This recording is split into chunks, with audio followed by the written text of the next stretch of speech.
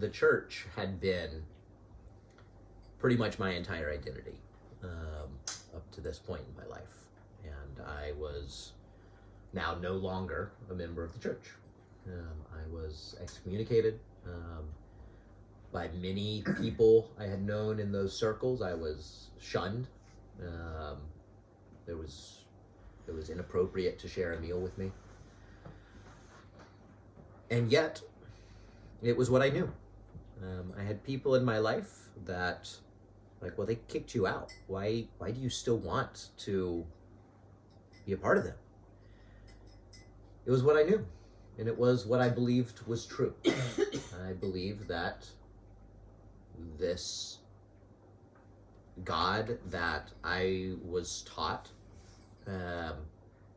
this specific model in the Calvinist Presbyterian Church, was the absolute truth, which meant that outside of this framework, it was hell. And I still felt incredibly guilty for what I saw as this horrible sin in my life. And so I began groveling my way back. I wanted to be able to demonstrate to the church, to their satisfaction, that I was repentant, that I was sorry for all I had done, that I was turning from my sin, that I was turning to Jesus, and I was going to walk in the sinful path no more. And so much of the driver for me being in these 12-step groups was to finally stop behaving in this way and to be able to know that I really was a Christian.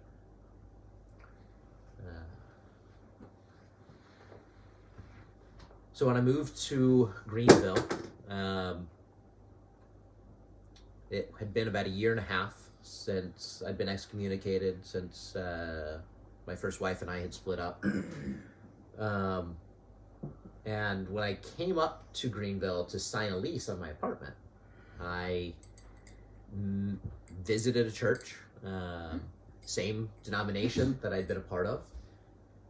And I wasn't, again, I think I mentioned this last week, I wasn't welcome to take communion, which was like the bread and the wine, because I wasn't a member, but depending on the church, I was potentially welcome to at least attend. So I went to this church, I asked to meet with the pastor, I filled them in on, yes, I'm excommunicated, but I am about to move here, I would really love to try to attend your church. And someone from Bible study that night invited me. They were having some friends over to watch, I think, an episode of Downton Abbey. And so I went over there, and there I met this woman that really seemed to hit it off with. We got along really well. After the show ended, we ended up talking for about 1.5 hours, and she's like, yeah, well, when you get to town, when you move here, yeah, let's connect, and I can show you around. Awesome. Great. Maybe this is wife number 2. And, yeah, so I moved up, and I, very aspirationally, my first weekend there, I went and bought 2 tickets to a stage play that was happening the next weekend. And I was like, all right, I've got 1 week to find someone to take to this play. And I thought that would give me like the oomph to make that happen. I think it was the next night at a piano bar, I ran into the woman who had hosted that show night the month before. And she was like, oh, here's Sarah's number. I think she'd love if you gave her a call. So I called her up. She went to the play with me the next weekend, and And a few dates in, I was like, okay, I'm feeling this. We're vibing. So I wanted to share with her that I was excommunicated, share with her that I was divorced, share with her that I was a sex addict, as far as I understood at the time. And so I sat down and took an evening to share all of this with her. And like, okay, do you still, take some time? Do you still want to try to pursue whatever this is? And she did.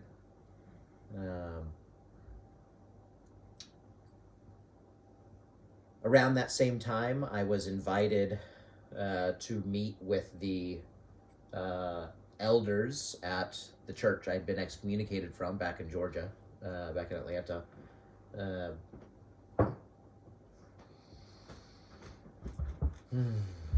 And so I drove down there for the evening. My foster father, who was a pastor in that same denomination, came with me and spoke on my behalf, and advocated for me.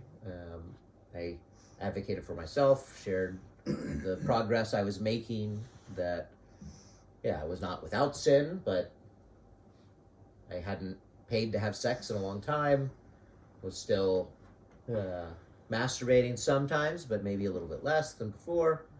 And they, maybe a little bit reluctantly, but they gave me the rubber stamp. And I was now a member of the church again. This was about 2 years after being excommunicated.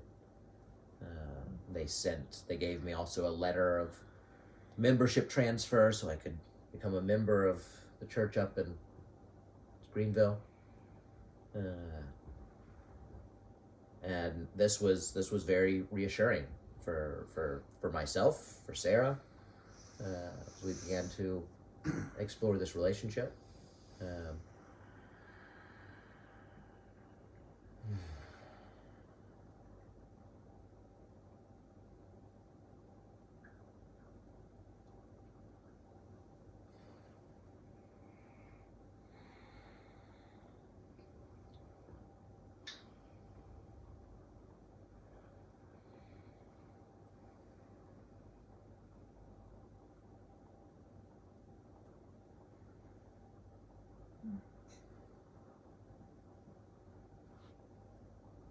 Try to calm my nervous system and speak from a place of calm. I'm speaking from a heightened state, and that doesn't feel very good.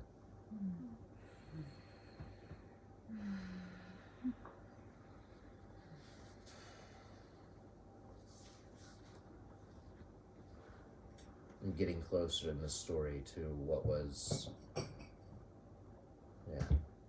very traumatic and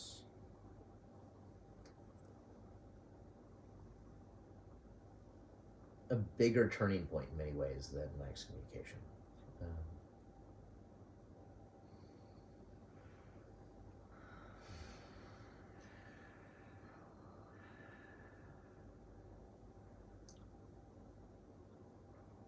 As I mentioned before, I was drawn to structure. That was where I felt safe. That was where I felt that I could know the rules, follow the rules, and be good. And while I was in the same church denomination that I had grown up in, as an adult, and even more so while I was excommunicated and in this period of time after being reinstated, I was drawn to an even more fundamentalist wing of this denomination. More fundamentalist leaning than my family of origin had been. And it was particularly patriarchal.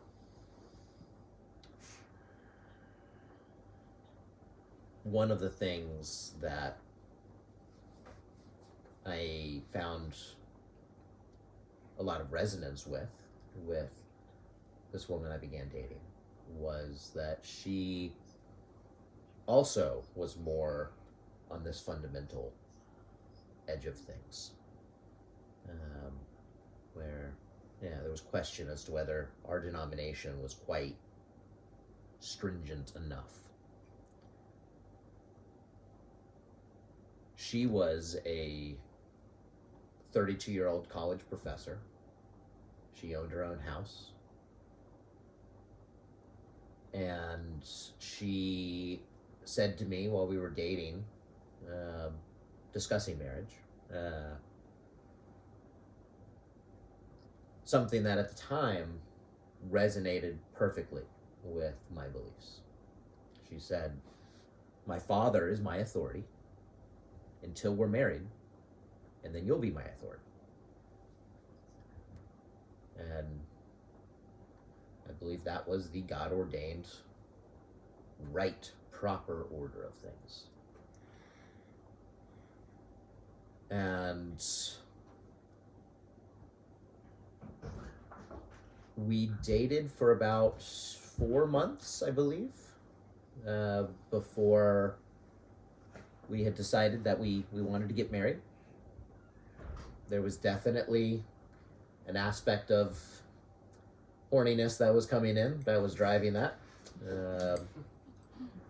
We kept finding ourselves pushing boundaries.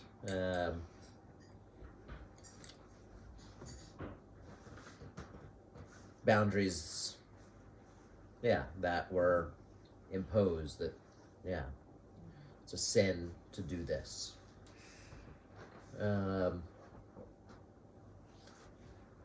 And so I went and talked to her father, shared with him that I was divorced, that I was a recovering sex addict, that I had been excommunicated but was a member of the church again, and that I would like to marry his daughter.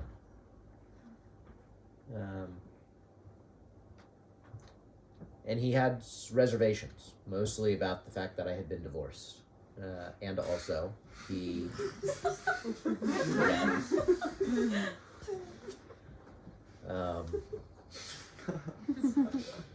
it made sense at the time.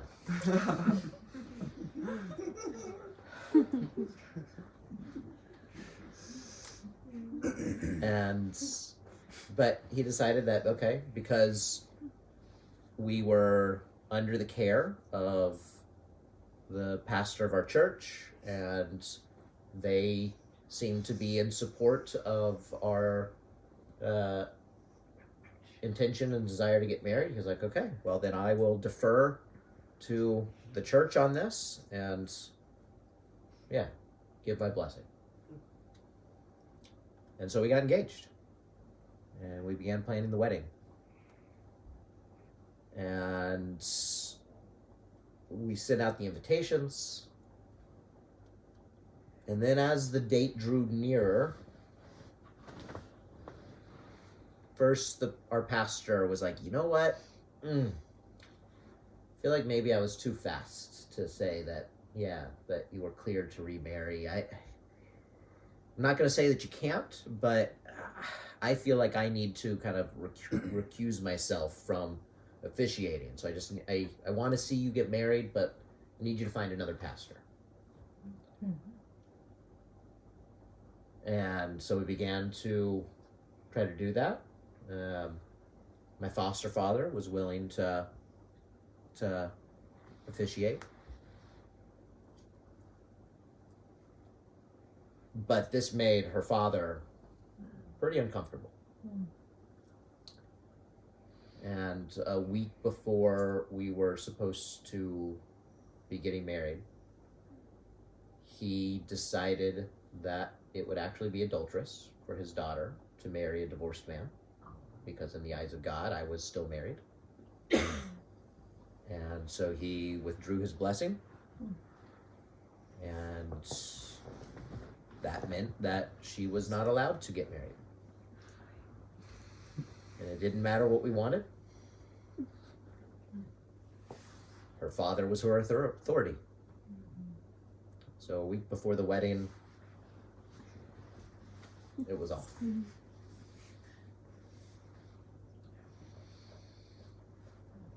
I was 29, almost 30.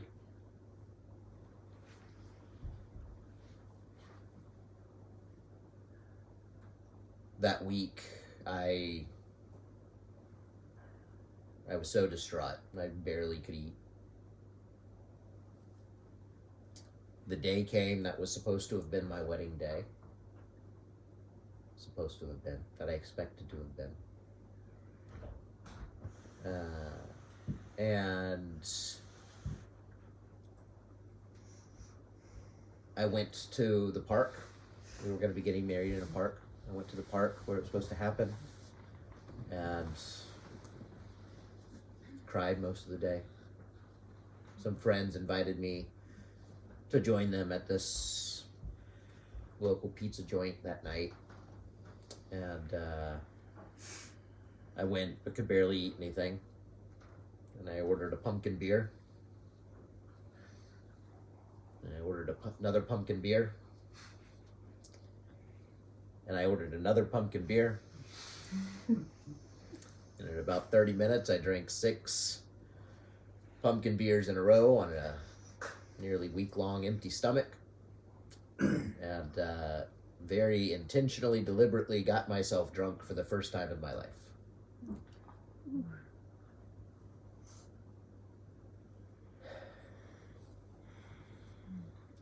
I still had my own apartment. She had bought her own house, but hadn't had much furniture. I had had a lot of furniture, but it had all been kind of crammed into my small apartment. So we had been slowly moving almost all of the furniture into her place. And so it was still there. I think I had my bed, maybe a dresser, still at my place. I was still sleeping there because we were not allowed to sleep under the same roof until we were married. But she had gone to her parents in Florida after her father had withdrew his blessing. And so this night, I actually went to what we'd expected was going to be our condo starting this day.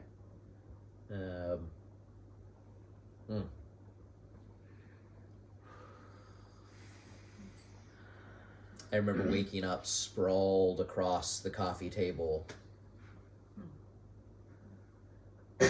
puke all over the floor.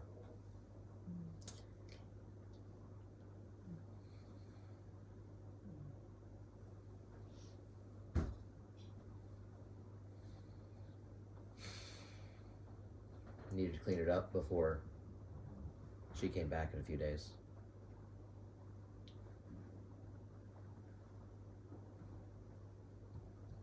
I sank into probably the worst depression of my life.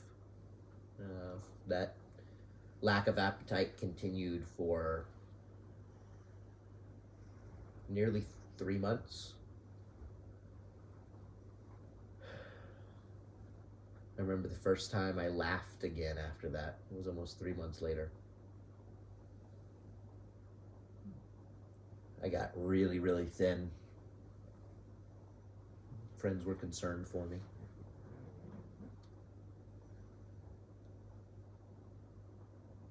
So much of my faith up to this point had been so attached to this structure and so attached to certainty.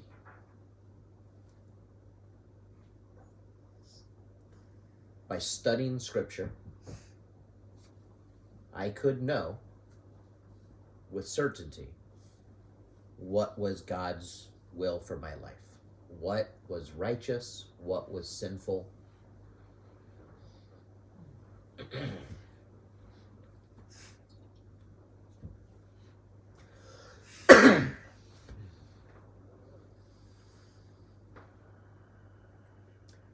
before she and I had started dating, I had done a lot of study on remarriage after divorce, because I knew it was a little bit of a controversial topic in the church anyhow. And I had come away from that, feeling convicted that yes, I am permitted to pursue this relationship. And now that all felt called into question. And I became obsessed with knowing, with the certainty that I believed I could, whether I was allowed to ever remarry again. Because if I couldn't, then that meant that I needed to commit myself for the rest of my life to celibacy. Because sex can only exist in marriage. And I found myself in this obsession, not knowing how to get dressed every day. Do I need to intentionally make myself as unexpressive as possible so as to not invite any type of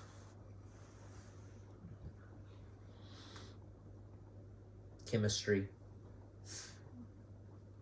Or could I dress in a way that I felt confident and felt good about engaging with people and potentially engaging with women?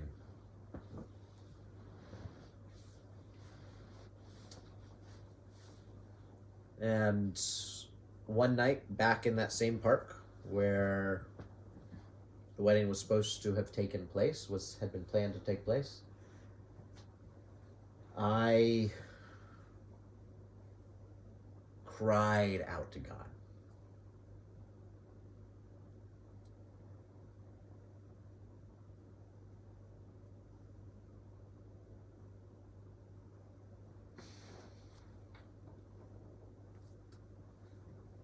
And I determined that I could not know. Could not know with the level of certainty I wanted. I could find pastors, theologians, seminary professors who agreed on 99.9% of things, who had vastly different views on this topic. That felt so relevant and necessary for how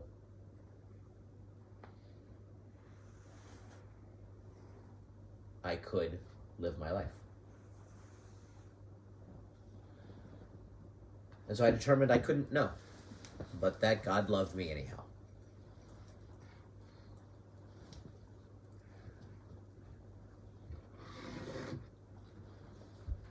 And I think in a lot of ways, that was the message that I think a lot of many elements within the church ultimately wanted me to reach. That God loved me anyhow. Even in my sin, God loves me. Even in my imperfection, even in my never good enough, God still loves me. And it was a big part of me that took a lot of comfort in finally reaching this embrace of grace that had been, again, in some circles, had been really emphasized.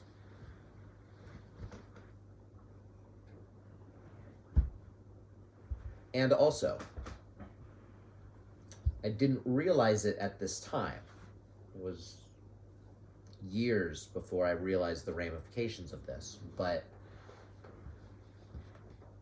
I embraced uncertainty for the first time. I embraced that, especially in the realm of the religious, the spiritual, sin and righteousness, that I could not have that foundation of certainty that so much of my faith had been built upon. And what would happen over the next several years were those cracks, that first crack would begin to spread and split more and more and more.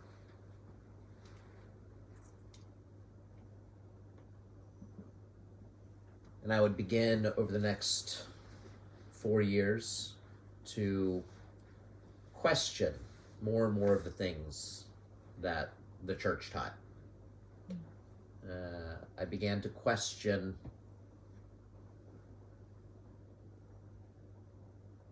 this patriarchal system.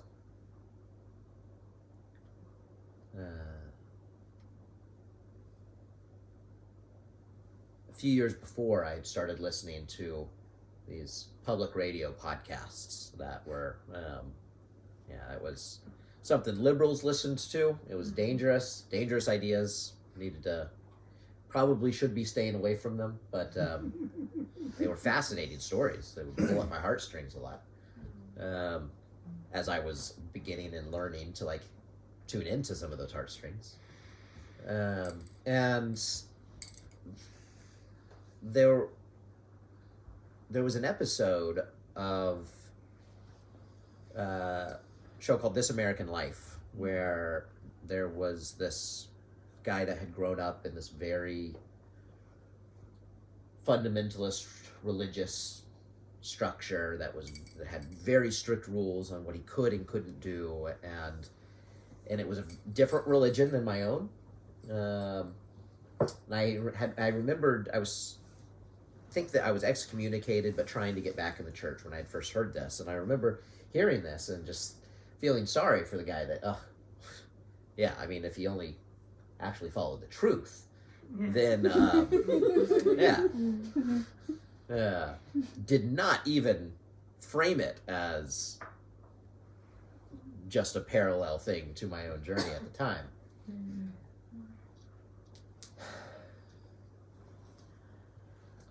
It wasn't until after this experience with my broken engagement that I began to see how similar her father denying us the ability to marry, how similar that was to this other religious context that I had found myself just aghast with. Huh.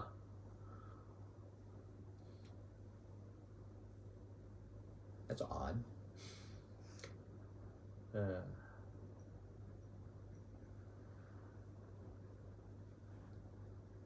For years and years, I would hear people talk about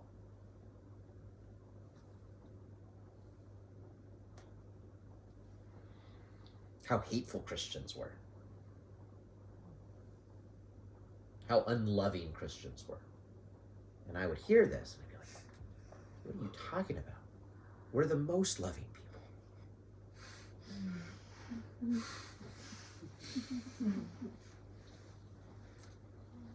And I decided I wanted to actually understand what was meant by that.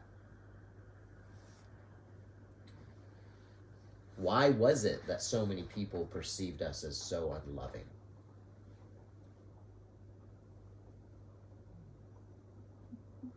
And I looked at this scenario. And I know that her father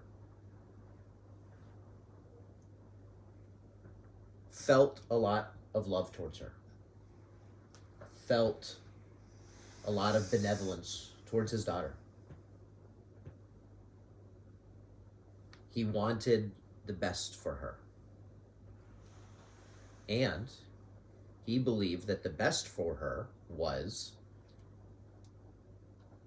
a life abiding within God's law and an afterlife with God in heaven. And to allow her to marry me would be, in his view, unloving, because it would be allowing her to step into an adulterous, sinful relationship that would put a wedge between her and God.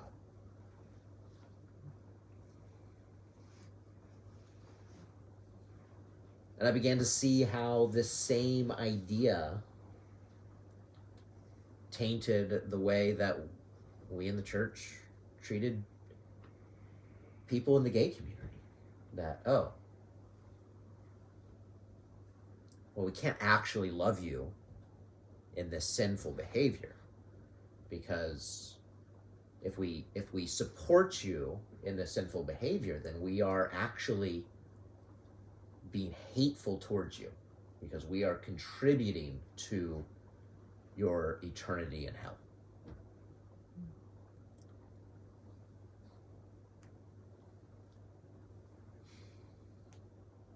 And then I began to realize how much that perspective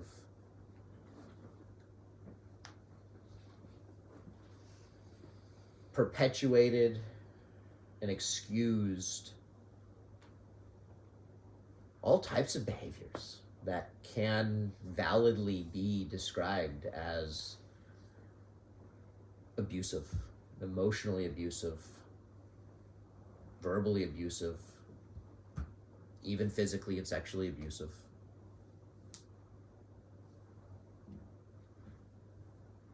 Just by having this mindset that what happens here is so much less important than what happens after here. And by whatever means necessary, to a degree, I want to support you in what happens after here.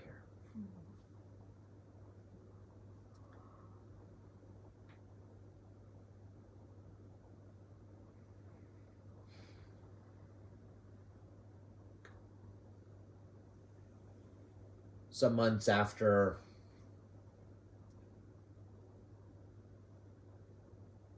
this experience, shouting out to God,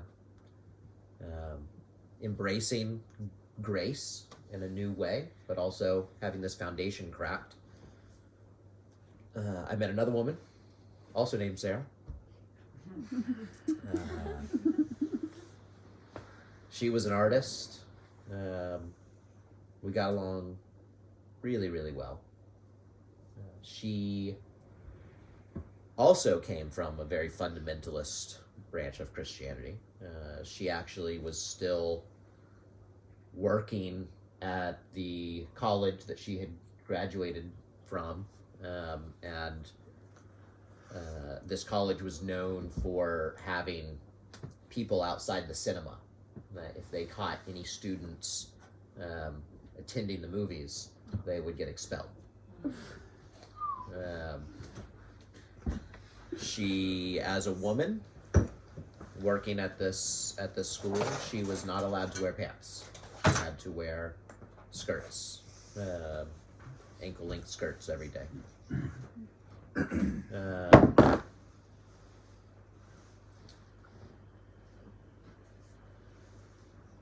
And I was still, at the time, I was embracing grace, but I was also still very drawn to this structure that hadn't really changed yet. And yeah, she and I had a lot of fun together. We both loved hosting things, and we began to throw all sorts of parties. We started having these animated themed animated movie and themed dinner nights, where have anywhere from half a dozen to, it got up to 25, 30 people would come over, and every other week I'd have one of these. I'd cook a big meal themed with the movie. And yeah, we started together hosting these art shows where we would find local art school students or recent graduates, and we would take the front rooms in my house and turn them into gallery space and invite artists to display their work and yeah, help them make a lot of sales, get through some of this inventory of art that they would build up throughout their school years. And in many ways, I think she and I actually could have had a really, really beautiful marriage that worked really well together. We enjoyed so many of the same things. We got along really well.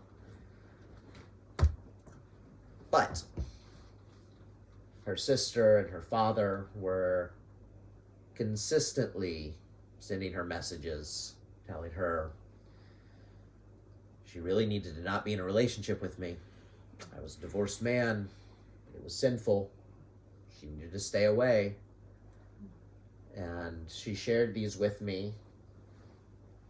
And every time it would make me more and more terrified that it's going to happen again. It's going to happen again.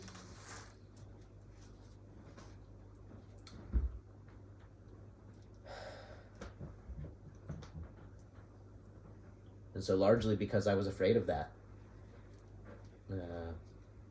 broke up with her. And she was very hurt, very confused by how abrupt it was, because we had just gone on like this big road trip. We'd visited my family. We had an amazing time.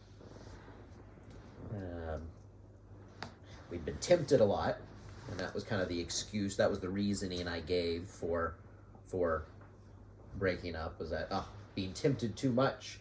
I want to not sin by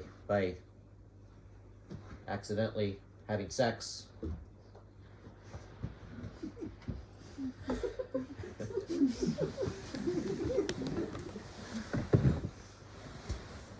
And yeah. Meanwhile, there was a woman who was a friend of a friend. She had just started attending our church. She was really cute. And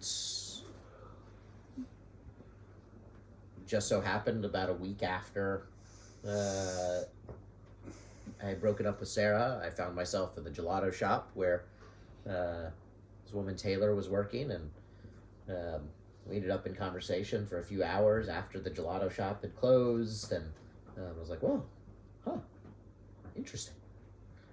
I asked her on a date, and she had met Sarah, and she was like, well, yeah, I know that you just broke up. I want to I don't want to cause any strife. And so she talked with Sarah. Sarah seems to have given her thumbs up.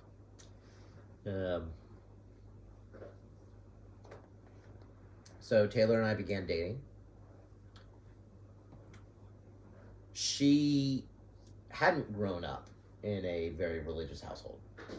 She had come to the church as an adult a few years before. She was just beginning to be in this church denomination I was in. That was, again, a little bit more fundamentalist leaning than where she had been. And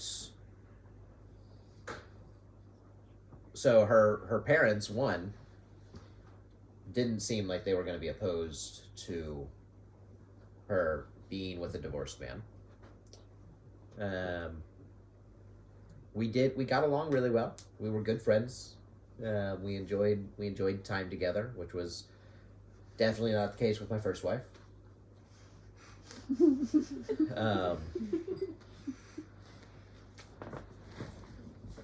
And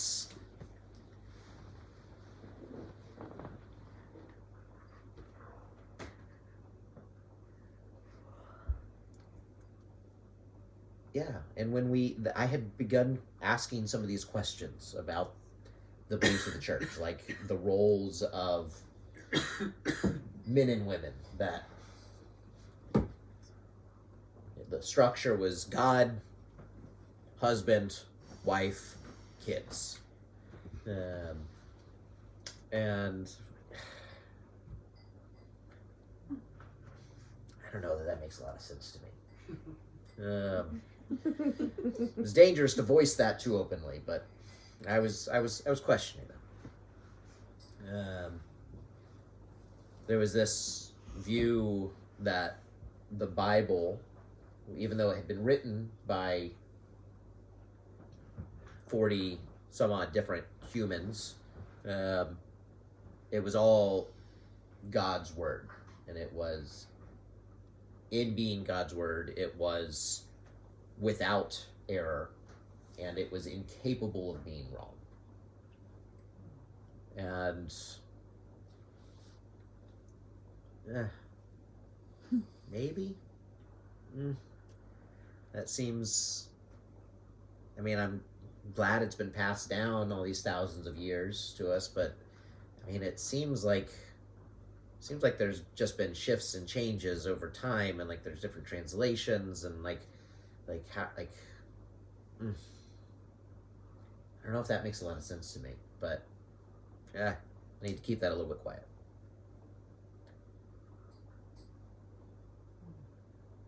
And I began reading Persian poet Hafiz. A friend had recommended him, and I would read some of his poems, and he talks about his relationship with God and this love that's there, and I would read this and I'd be like, wait a second,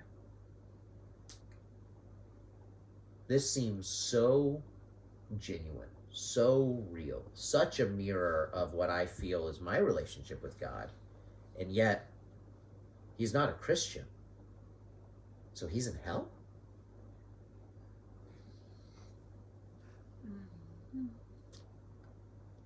I don't know about that. These were dangerous questions to be having. Had that foundation of certainty not cracked, none of these would have been in the realm of what I could explore. And Taylor and I, she, having not been in this very conservative, fundamentalist leaning religious context that I was in, she had a lot of the same types of questions when we met. And again, largely because of sex, we got engaged a few months into dating, got married about 5 months after that.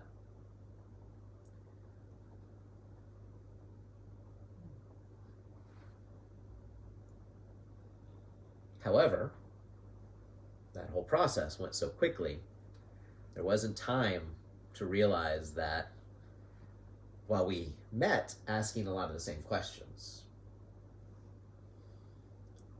she was finding more and more satisfaction in the way the church was answering these questions, whereas I was finding less and less satisfaction with the way the church was answering these questions.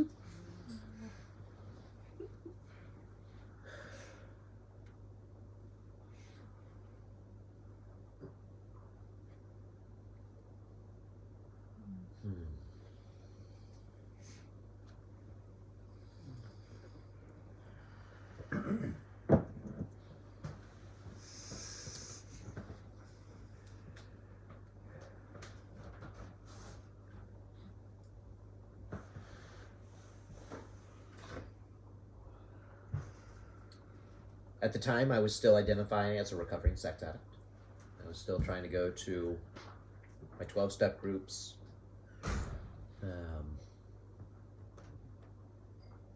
Was seeing a certified sex addiction therapist.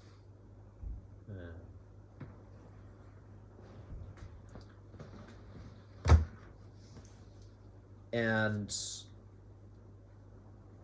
something in that therapy that I continually found myself getting stuck on was the idea of healthy and unhealthy. It seemed outside the realm of possibility that something could be healthy and bad. Healthy but sinful.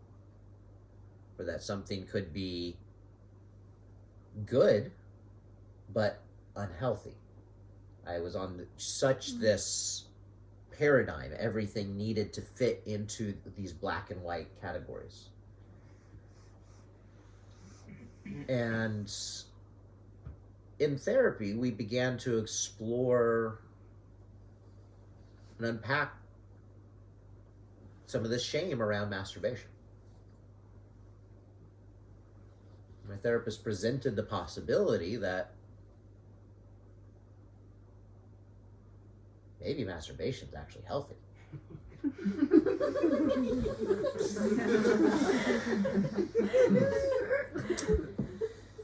No, can't be.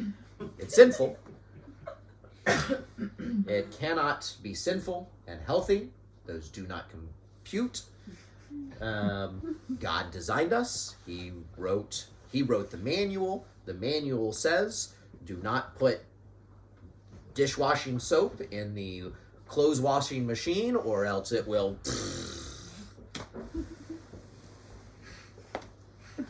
No.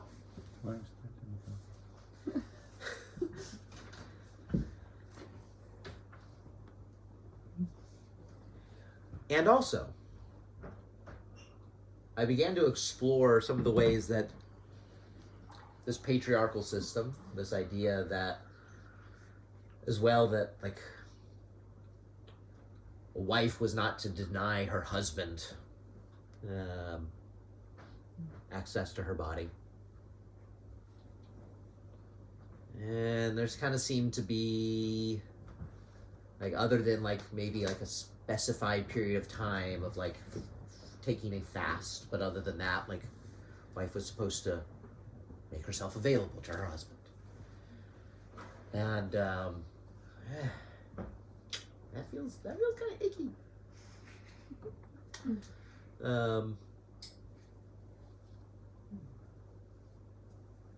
The reality was, times when I felt horny, she didn't. What do we do then?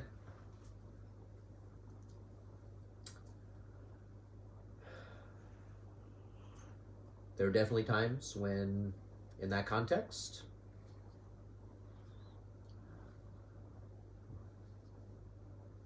I would climb on top of her and satisfy myself. It was her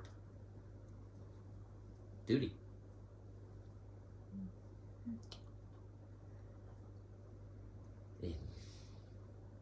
Yeah. And I knew she didn't like that. Ugh.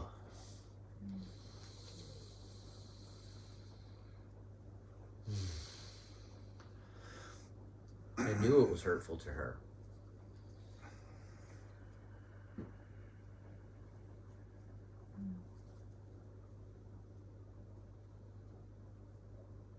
Yet I felt like I couldn't not sin in some way.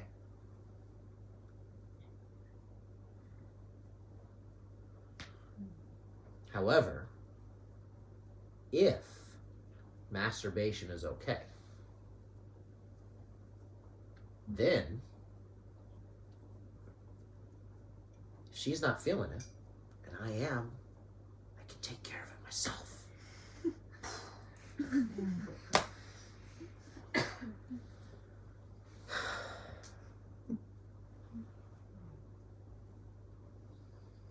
To me, this seems actually like a pretty good solution.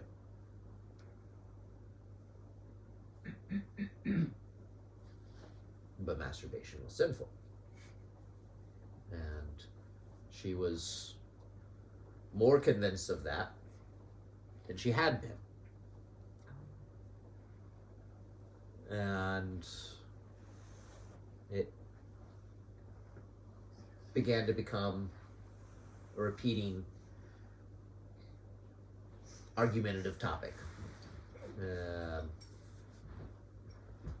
Connected to that, she really wanted me to be increasingly the spiritual head of the household. That was my role. That was my God-ordained job as the husband. It's like, that's not where I'm at.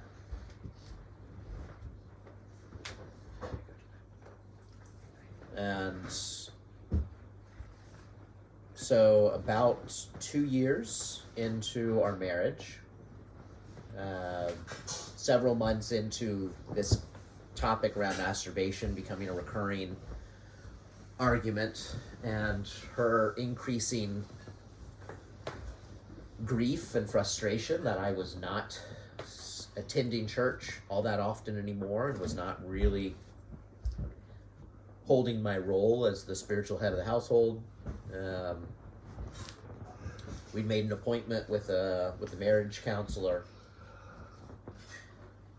but they were pretty booked up, so it was a little ways out. And one Friday morning, she would almost always wake up before me. She'd get her morning coffee, go sit on the porch swing out front, and most mornings I would wake up, I'd masturbate in bed, go get water, hot chocolate, go join her on the porch. And this Friday morning, when I joined her, she's like, so, I'm moving out this weekend.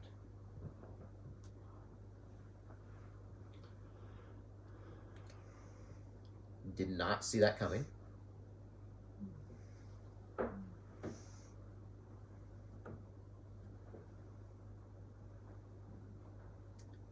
Like, well, okay. Do you know where you're going? Yep. Friend and I getting an apartment. We've already signed a lease. Okay. Do you need help moving? Nope. Hired movers. All right. Well, I don't really want to be here when that's happening. I'm going to go away for the weekend. Will you text me when you're done?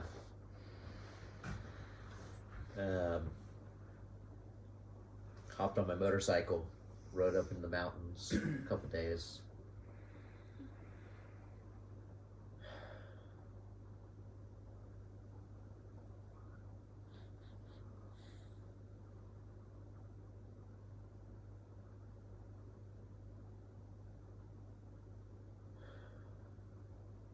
Came back to the house. Half the furniture was out. It felt not like home anymore.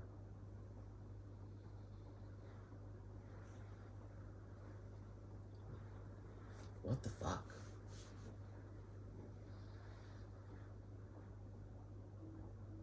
This was the second time in less than 10 years I was divorced.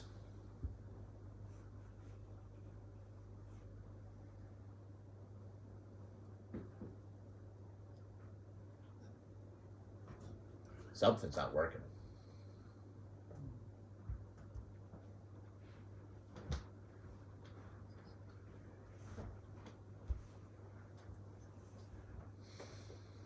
I would walk through that house and just scream at the top of my lungs.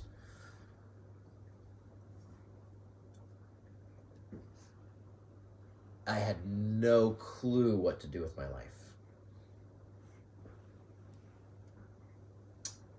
I was 33.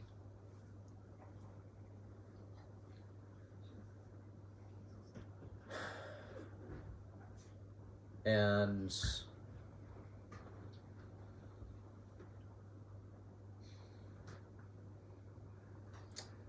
a number of months before, about 4 months before, I had been riding my motorcycle in town, and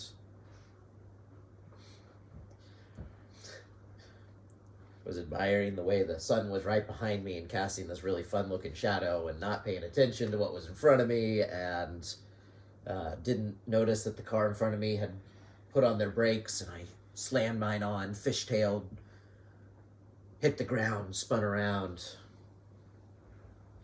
cracked my helmet, took a chunk out of my arm, broke 3 ribs, walked away from it. Thankfully, because I was wearing my helmet, even though in South Carolina, you don't legally have to wear a helmet.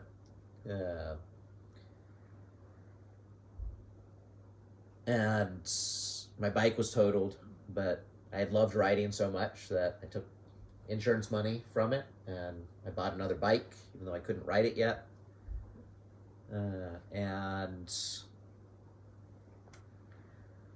for much of the last 2 or 3 months of our marriage, I had difficulty sleeping lying down.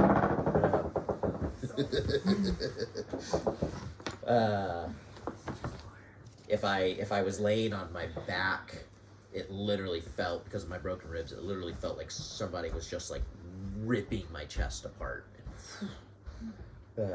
Taylor would, every day, she'd help me take this big wrap and we'd wrap it around my chest to kind of help hold things in place.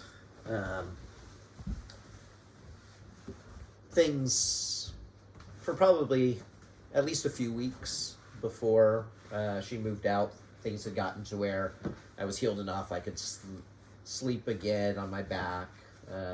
I laying down, I had been needing to sleep sitting up, and I had been able to start riding my new motorcycle a little bit. I think at this point, before I rode up into the mountains for that weekend, I think I'd only taken it out 2 or 3 times. Never talked with her about it, but I suspect that this was probably something she was waiting for me to be healed enough before she moved out. There was something fascinating though about this. I didn't have a car. We lived in the city, so we could walk a lot of places, and she had a car, and I had my motorcycle, and that was enough for us plenty for us to do things we needed to do. Once she moved out, it was just my motorcycle. This is in America where public transit is virtually non-existent, so, and things are spread out, so have to have some sort of motor vehicle to do almost anything. But almost every time I would get on this motorcycle, having totaled my bike and knowing that if things had gone just slightly differently, I would not have walked away from that alive. I consciously thought every time I sat on this bike, this might be the last thing I ever do.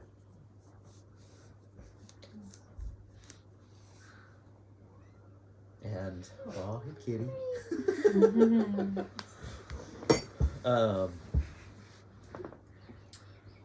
And so I come back to this half-empty house, so uncomfortable in it, have no idea what I'm doing with my life now. It feels clear that something fundamental about the way I have been approaching life has clearly not been working.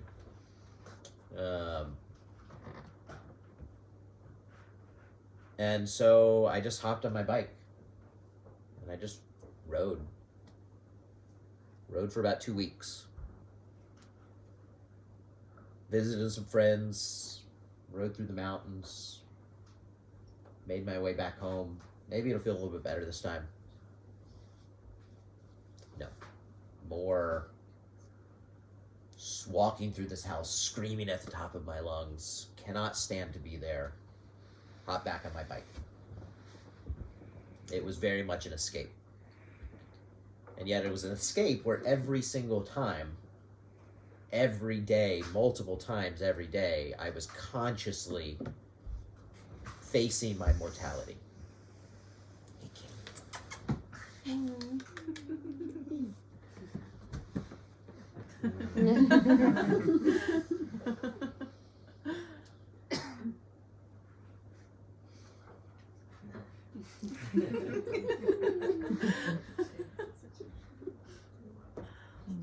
I didn't intend to be, I didn't intend to become a nomad. It happened because I felt like I had no idea who I was. I felt like I had no idea how to approach life. And the place that was home felt very much unhome.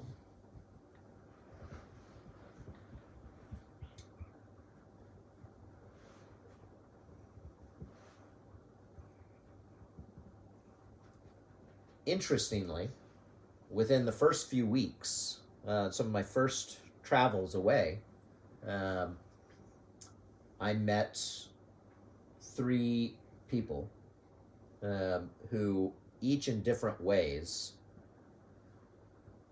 completely challenged my perspectives on life.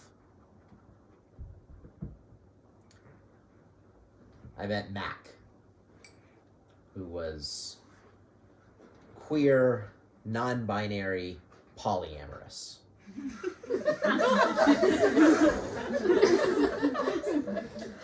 Yeah. The conversations we had. Wow.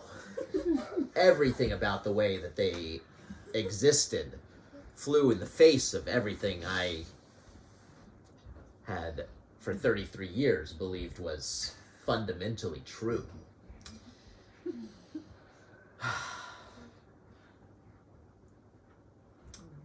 I met Emily, who was this like 4'10", what's that, 150 or so centimeters, tiny, powerful woman who in her early 20s, she was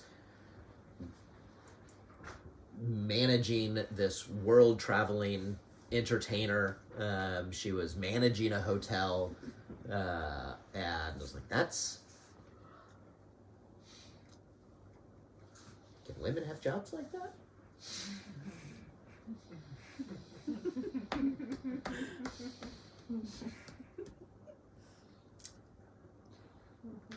And I met Jules. She and I met up in Chicago. It was this big 2-month-long loop I did on my motorcycle, and there was this couch surfing gathering, and that was happening there. I had started getting connected into couch surfing actually when Taylor and I had been married. It was part of extension of how much I had enjoyed,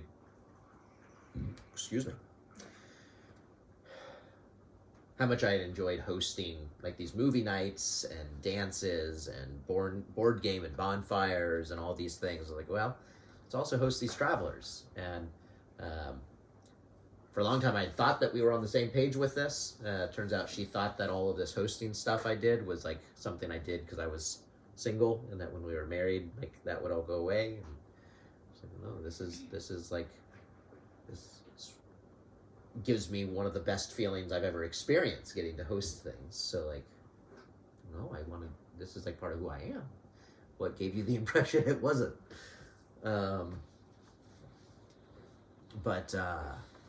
So I had been hosting couch surfers, but as I was traveling on my motorcycle, I started couch surfing myself for the first time. And there was this gathering happening in Chicago. And at this gathering, I met Jules. I had started just a few weeks before going by my last name, Beers.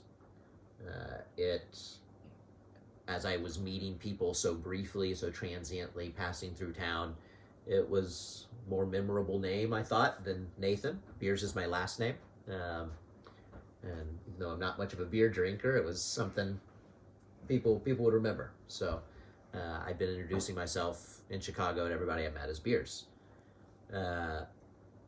And Bob came up and introduces me to his couch surfing guest. And I turn around and I say, "Oh, hey, I'm Nathan." And Bob looks at me like, "Nathan? What do you mean? I thought you were Beers." He's like, "Oh, that's mine." And I was like, "Well, why does she get Nathan?" I was like, "Because she's important to my life." And yeah, and she is. Never have had any type of sexual or romantic relationship with any of these three people, but they have been very, very dear and transformative to me. That day, Jules and I, we met like early afternoon in Lake Michigan, feet in the water, and we hung out, went and caught some jazz on the pier, watched the sunset. She hopped on my motorcycle with me, and we rode up and down the city streets in Chicago, went and got some deep dish pizza, walked and talked until 2 or 3 in the morning. And in our conversation, like, we had talked about dance and some of the dance communities that we had felt drawn to and been parts of. We talked about podcast recommendations, and at one point, she, in passing, mentions that she had stopped carrying headphones a few years before. I'm like, wait a second. An hour ago, we were just trading podcast recommendations. What do you mean you don't carry headphones? She's like, well, if I want to listen to a podcast, I want to sit and listen to it. I found myself, when I had headphones in, not being mindful of what was going on around me. I was like, mindful? What's that mean? I don't think I'd ever heard this word before. If I had, it would have been associated with like yoga and other stuff that was kind of maybe not Christian. And so she just began, she was like, well, it's just being conscious of being conscious of what you're doing, what's going on around you. And okay, interesting. In my addiction recovery, I had found myself increasingly wearing my headphones almost all the time. If I wasn't doing some sort of work where I needed all of my focus, or if I wasn't in conversation with someone, I had my headphones in. I was listening to audiobooks or podcasts or sermons, sometimes music. And I began in this moment to like question, okay, wait a second. Is this maybe like another coping skill that I'm just developing to like keep myself from being distracted by my lusts and turning to porn and women, and am I just like keeping my mind constantly distracted? And so the next day I had a 7-hour ride on my motorcycle planned, going on to another city. And I decided to try and experiment. I wasn't going to put on any music, any audiobook, any podcasts. I was going to try to just ride my bike mindfully.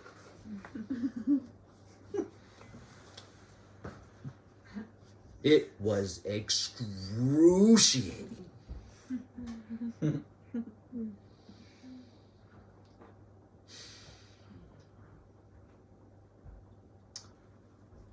My mind kept going over and over and over again. Oh, I just met this amazing woman. Maybe we'll get married one day. And like, I'm still married. We haven't gotten divorced yet. It is sinful and wrong for me to have this thought. I can't have this thought.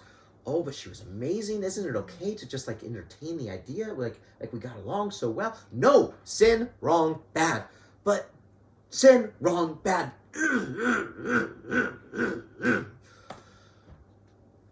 7 hours riding through cornfields. Windmills and cornfields. And this thought again and again and again and again. And I get where I was going that night, and I made this long diatribe of a post on, put it on Facebook of how do you stop a thought you don't want to have. Jules saw that post, and she called me up. Didn't tell her what the thought was, but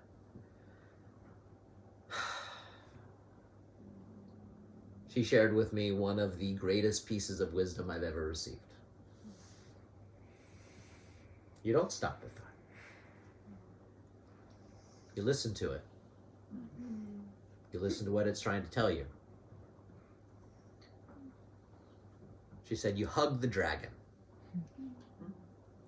If you start to get burnt, allow yourself to step back, comfort yourself, but then come back to it. Give it a hug again. Ask it what it has to teach you. She told me about these books by Tara Brach, Radical Acceptance and Radical Self-Acceptance, which I started reading. I was like, she was talking about all this Buddhist stuff. I don't know about this.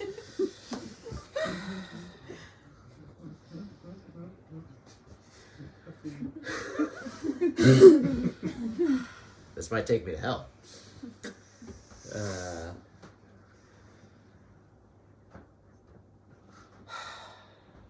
But it was the very first steps towards,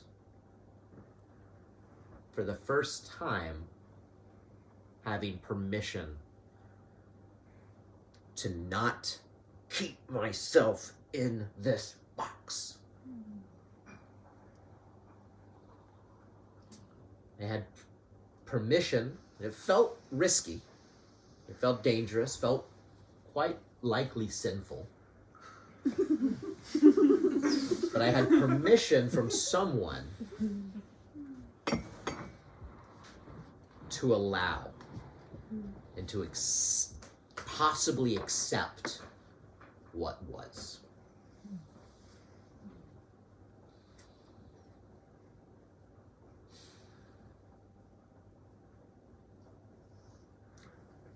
About a month later, I got a letter from the elders at my church, the church in Greenville.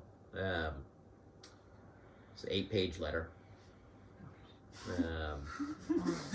My second wife was put in there as a carbon. She had been carbon copied to her, and it was outlining how I was completely in the wrong. Our marriage was ending because of my sin. That I probably never should have gotten remarried in the first place. And the writing was on the wall that they were preparing to excommunicate me again. This was 4 years after I had been reinstated.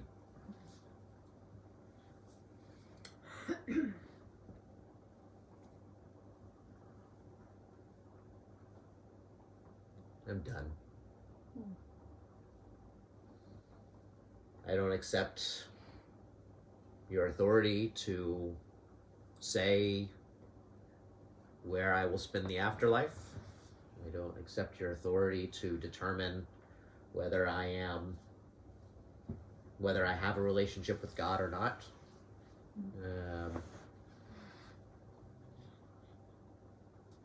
Take me off your list. I'm not a member of your church anymore. For the second time, I'm removed from the role of the church, but this time on my terms. Within a few months after that, I stopped identifying as a Christian. The fundamental truth claims that there is one route to God, that is through Jesus, who was specially and only incarnate God on earth. That everyone who does not believe this spends eternity in hell.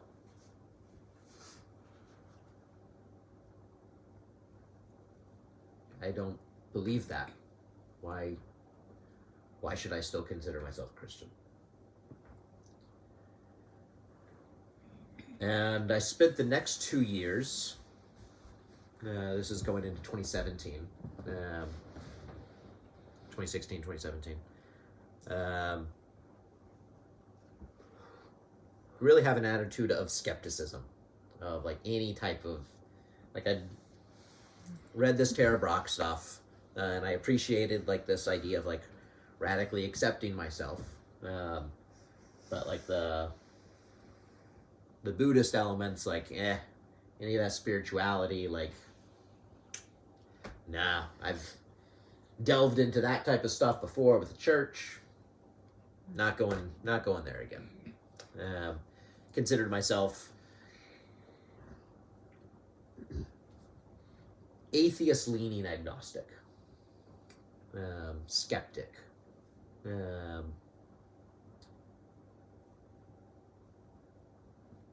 I also, for the first time, began to find, fascinatingly, that this behavior that had felt so compulsive for so long around feeling stressed about something, going to my go-to tried and true tool of sexual pleasure to get comfort and release from that, and then feeling shame and going back to it again and again and again, and finding myself sometimes on days-long binges.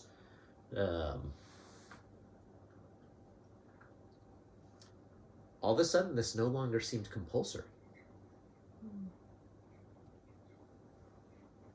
Still something I turned to get comfort and release, but after I was done, I didn't feel bad about it.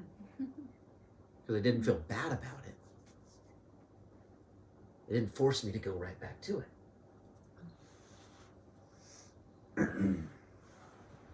And that was when,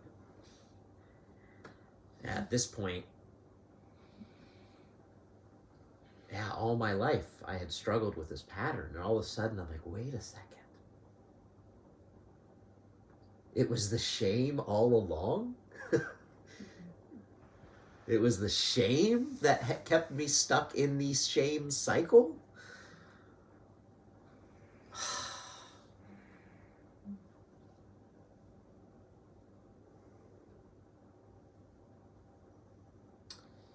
Also, when I left the church, left Christianity, this idea, this belief that I was fundamentally sinful, fundamentally bad, fundamentally by my sinful nature that I'm born into, in rebellion against God. That belief had made it impossible for me to love myself. Like, how can I, if I am so fundamentally rotten? Like, I'm not allowed to love myself. I can love God. And God might love me because when he looks at me, he doesn't see me, he sees Jesus, who was perfect. But he can't really look at me in my awful wickedness that is just my very nature and just love me. So, of course, I can't either.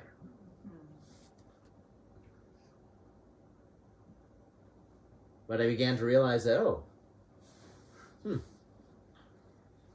maybe I can have permission to love me.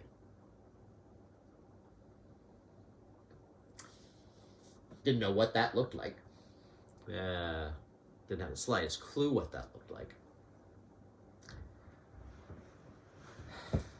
I didn't even really like me. I had believed, again, I was so rotten.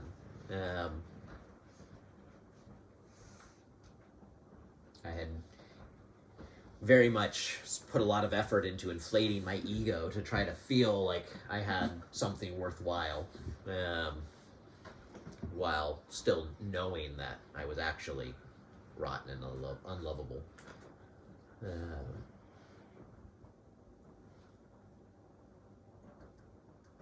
And I began to realize, while yes, I had loved hosting people, I had loved hosting things, a big part of what had driven me to do that so often was how afraid I was to be by myself.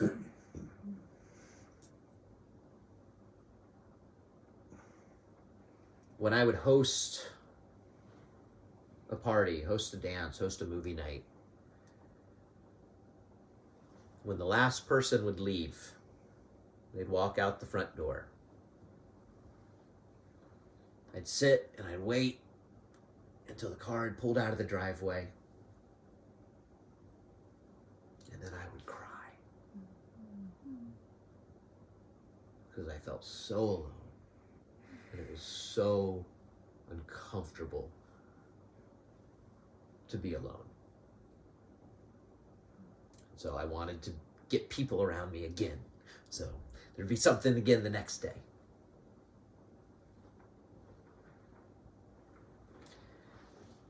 Yet here I was, finding myself traveling all over North America on my motorcycle by myself, having just started to dip my toes into this idea of being mindful and present.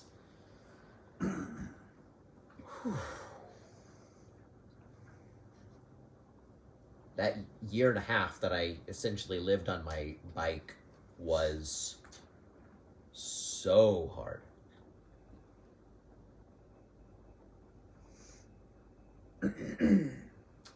I'd sleep in my hammock on the side of the road sometimes. I'd set up a tent at times. Every once in a while I'd stay in a hostel. Sometimes I'd couch surf. But almost every night, I would cry myself to sleep.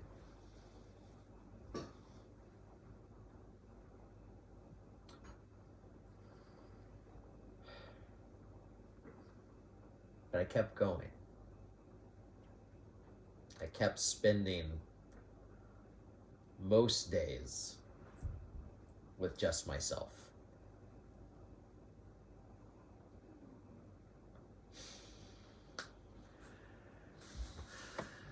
And I learned to start to like me.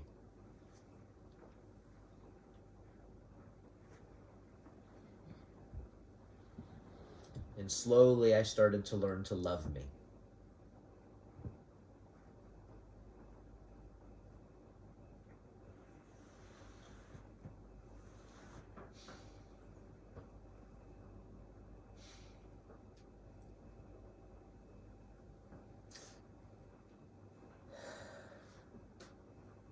Became fascinated with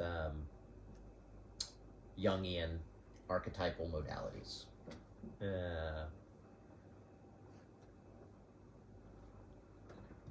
Initially was drawn to Myers-Briggs.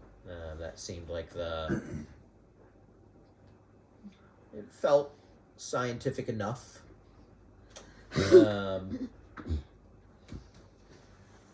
And began to listen to all sorts of podcasts around what my type, which was an ENTP at the time, extroverted, intuitive, thinking, perceiving.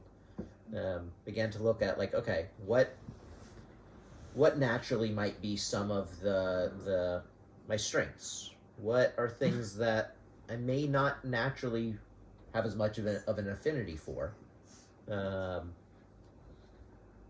What are some of the real areas that I can benefit and grow in the most? And I began to try to structure and orient my life to better align with with who it seemed I was, rather than who I thought I was supposed to be. Began to look at Enneagram. I was a 7. All right, let me try to orient my life a little bit more with this archetype.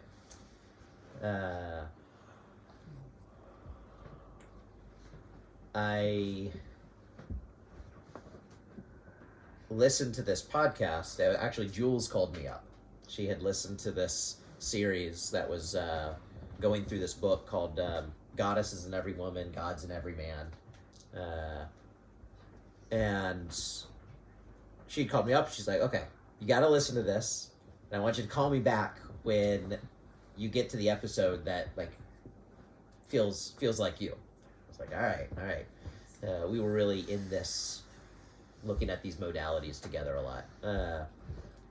And started listening through, and I'd be like, yeah, maybe a little bit here, a little bit there. The very last episode in this whole series was on the archetype of the Greek god Dionysus. And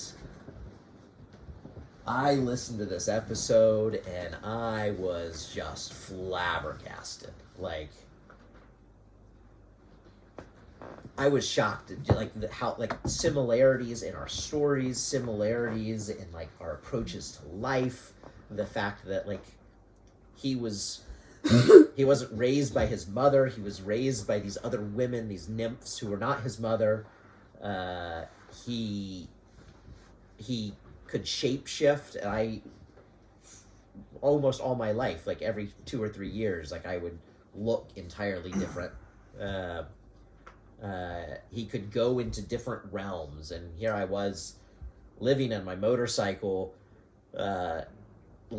staying in a tent, sometimes squatting in abandoned buildings, while I also had this nice corporate job that I would just do from wherever I happened to be for the day. And he was the only god who was also a priest. He descended into Hades and brought both his birth mother, well, his biological mother, he had actually been born out of Zeus's thigh, but his biological mother, Semele, he had elevated her to Mount Olympus as this primordial pre-Olympian goddess. Did the same with his wife and lover Ariadne, and served functionally as a priest for these goddesses. And oh, hey, I've been in a type of priesthood. He was always very androgynous. All my life I had been teased about not being man enough. There was, within this very patriarchal culture, there was also a lot of toxic masculinity, and ways I like to express myself, things I enjoyed: baking, candles, baths. Those are girl things. Gotta take your man card if you take a bath. And so I had felt this misalignment with this idea of what it was supposed to be a man. And I increasingly, especially as I had moved away from this structure of the church, I had been wanting to delve a little bit more into playing with I think I'd started wearing eyeliner sometimes and things that it's just women's stuff, right?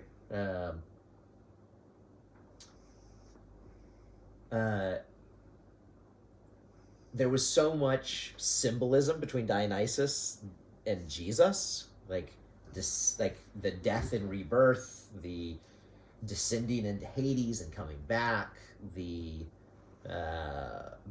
wine and vine and all, like these are all these commonalities that, again, I had studied Jesus for so long, like there was this resonance with this idea of Dionysus, the symbolism.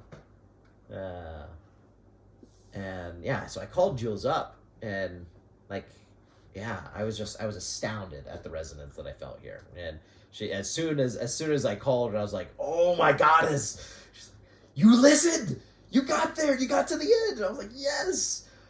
She's like, how does it feel? Are you feeling as much resonance with this as I thought you would? And I was like, 100%. Like, this is uncanny. This is weird. This embrace of pleasure, of celebration.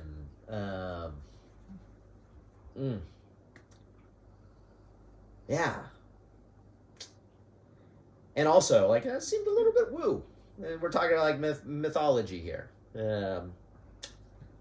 Someone had told me that my astrological sign, which I had stayed away from this stuff, they told me that I was a Sagittarius, whatever that meant. I was like, yeah, what's a Sagittarius? I'm like, well, it kind of fits. You're kind of traveling all over the place. That seems very Sagittarius. I was like, all right, well, yeah, that's kind of like weird, spiritual, not going there, but cool. This Dionysus thing felt like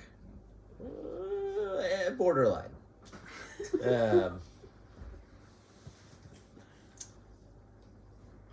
Meanwhile, I had gotten tired of not having a roof over my head, living on this motorcycle. And I tried to venture into van life. It just happened because I got tired of the rain. I bought an old Chevy Suburban from 89 or 90, and very low roof, not a van, but it was long, had a pretty big back, and I stripped it all out and I converted it into this tiny house. It was like a small camper, essentially, and I moved into this. I called it the Lunchbox, which was the guy I bought it from. It had been their family vehicle, and his kids had taken to calling it the Lunchbox. I was like, that's perfect. I love it. And this whole thing over the years became like an ongoing piece of art. Like, I was like, all right, I attached this big basket to the top because I didn't have a ton of space inside, and so I just had all this stuff piled and strapped on the roof. I don't think this would have been legal in Europe. But then once I did that, I was like, oh, you know, I see all these people with like vans, they do solar panels so that they have power. Where can I put solar panels? It had this really long hood on the front, which was great for like doing anything in the engine, which at the time I knew nothing of, but I had to learn because I was always breaking down on the side of the road. But had this really long hood, this nose, and so I took 2 solar panels and I bolted them to the hood. I found myself annoyed trying to make food inside when I'm like, I can't even like, it's not even tall enough for me to like really sit up. And so I'm like inside trying to make food. So I made this countertop on the side that would fold down, and I could pull my oven and stove out and put it there. I could stand and prepare food. It got hard trying to get on top to reach this stuff, so I went to a junkyard and I found this ladder, this aluminum ladder that had been cut it off of an RV, and I bolted that to the side so I could climb up and get to the stuff on the roof. As I would meet people, I began to have them. I used to carry these paints, and I would in paper plates, and I would have them choose whatever colors they wanted and put them on the plate, put their hands in the paint, and put a handprint on the side. So it was just covered in all these colorful handprints. It was not stealth at all. But yeah, it became home. I lived in there for a little over 2 years. A lot of fun. One of the first journeys I did in the Lunchbox, all my travels at this point on Shadowfax was the name of my motorcycle, named after the horse lord Gandalf rode in Lord of the Rings.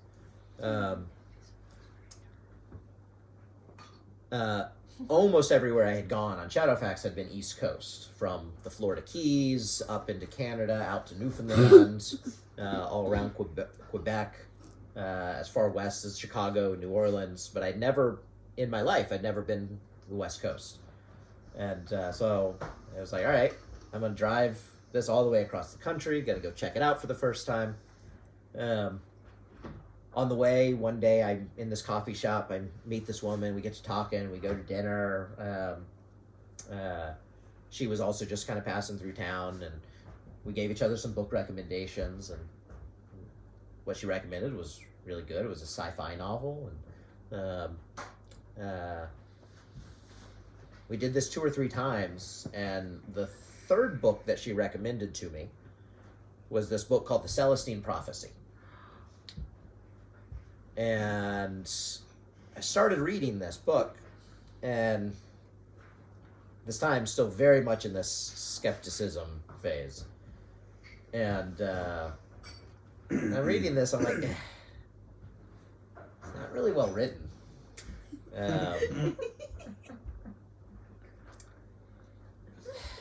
This guy, he just keeps on encountering, like, just the right person to, like, reveal just the right next piece of information. That's far-fetched. Life doesn't work that way. This is silly. But I read the whole book, and it's been reliable suggestions up to this point, and I was like, yeah, like, it was fine, but maybe not my thing.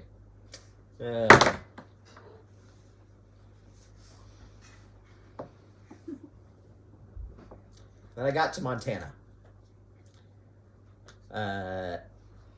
I made a couch surfing request to stay just one night with this couple. I was going to be able to shower, sleep in a bed for a night, and then continue on the next day. Got there at like 7 o'clock at night. It was Brian and Eloise. Brian was still at work. Eloise and a friend were sharing a glass of wine, and they invited me to join them, and we get to talking, and Brian gets home, and he joins us. We finish that bottle, start another bottle, and gets around 10:30 at night, and we've finished the alcohol, and it turns out his 30th birthday was that next day, like at midnight. We can't stop at like 11. Like we got to celebrate your birthday. We got to like ring in your 30th birthday. So we walked down the street. We got some more alcohol and just had a really fun time until like 2 or 3 in the morning. Just really hit it off with them. Also, like I had been on Tinder, and hadn't really been dating much since my second divorce. I would go on dates. I would have sex with at that time, almost anybody that would. I was living out my teens and 20s in my mid-30s.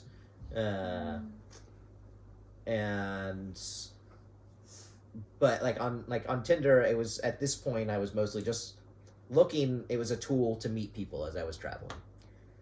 And I get this message from this woman there in Bozeman, Montana, just saying, "Hey, I like your energy. We should meet." It's like, it's just such a, one, what is this energy thing she's talking about? Two, this woman is gorgeous. Like, this is probably a catfish. Like, she's just, like nobody is, like, this bold. Like, what do you, like, whatever. But I was like, it's worth a shot.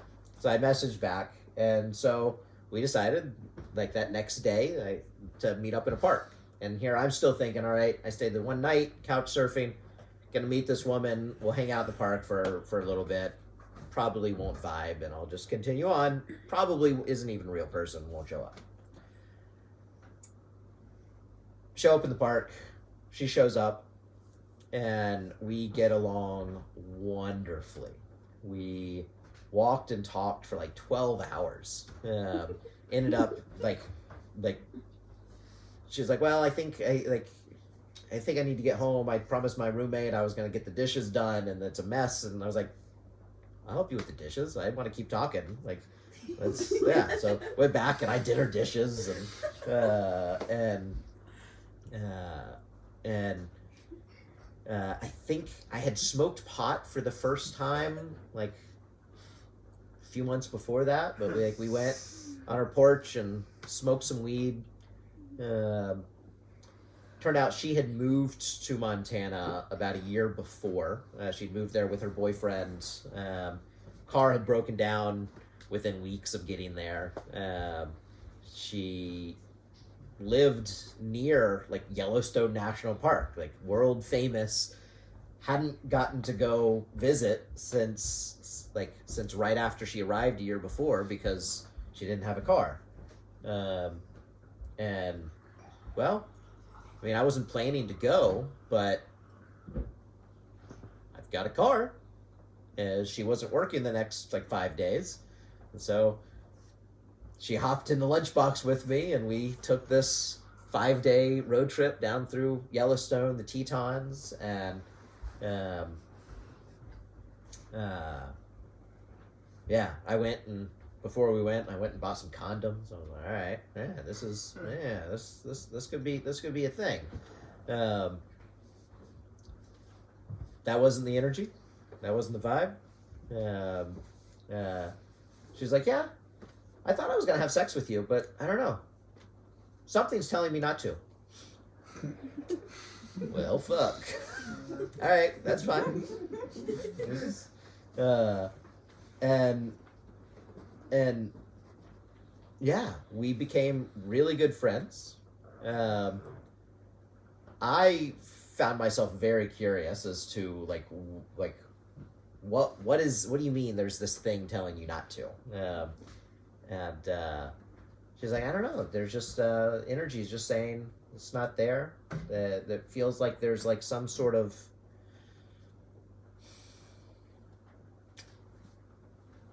there's something that's like not in harmony within you. Yeah, there's something there that it seems really beautiful, but then there's like something else. Yeah, and it's, I don't know. And I was like, this is weird. What do you know, whatever. It's fine. I appreciate it. And I thank you for the feedback. Like,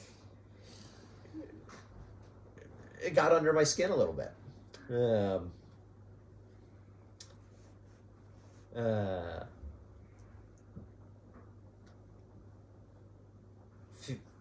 I got back to Bozeman after this trip, ended up celebrating a holiday with Brian and Eloise and their neighbors, who they called themselves the Obshina, which is Russian apparently for commune. There was 7 of them that lived in these 2 households, and they gardened together. They did landscaping work together and hosted couch surfers and stuff together, and really neat getting to spend more time with them.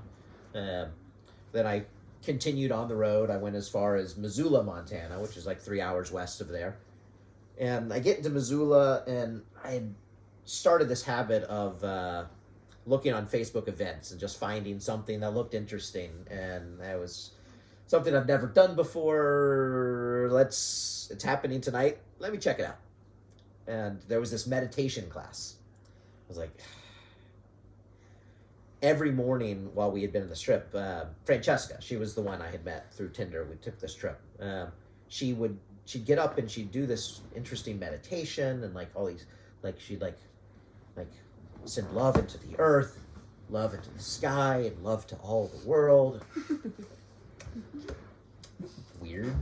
Okay. And she'd spend some time meditating each day, and so like there was this meditation class. I'm like, all right, let me go try to check this out. I show up.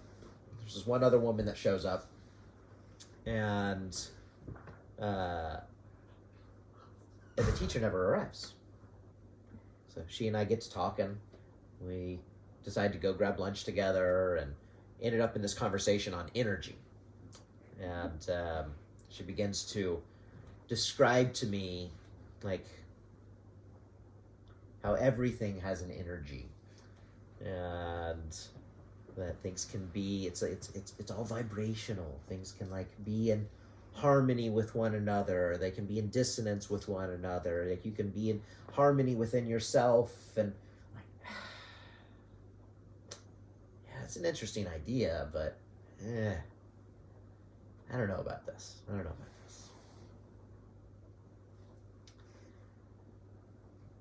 Then, instead of continuing to the West Coast like I was planning, I found myself driving up into Canada because, I don't know, that was where the energy took me. And I ended up couch surfing up there. This woman who was not spiritual person, she didn't identify as being spiritual, wasn't into the energetics and stuff, but and I appreciated that. I was welcoming that, and she also loved mushrooms. I'd never tried mushrooms before, magic mushrooms. But I'd met a couple people that like seemed to have these really weird ideas. Like they had mentioned this energy stuff before, and it seemed like most of them had done mushrooms.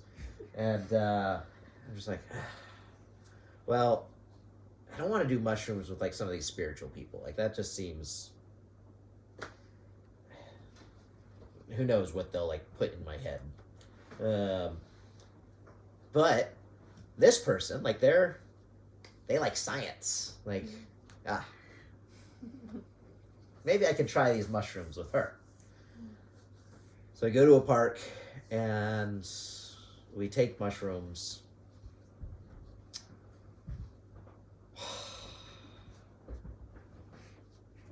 I began to see how every step I'd been taking, ever since I'd read this book, Celestine Prophecy, I'd been meeting just the right person to kind of feed me just the next bit of information, the next piece of the puzzle. And I'm just like, fuck. Is that actually how it works? And I began on this mushroom journey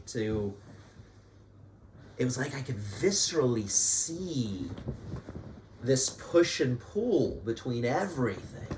This push and pull between me and this couchsurf host I was having these mushrooms with. This push and pull between me and that tree. This push and pull between me and the grass. What? This is weird, but it's there. And I can feel it. I can almost see it. And I began to have this deep sense that like even this body, like there was something that was me that was actually using this push-pull energy to move this body and to like execute on some will that self had. And like all of this seems to be connected.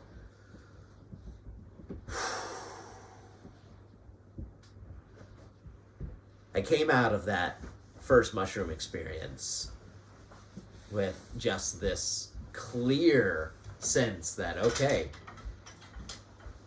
there really is some sort of energy beyond like our five senses that seems to be connecting everything. I want to explore this more. And over the next year, I began intentionally trying to lean in to this more and more and more. And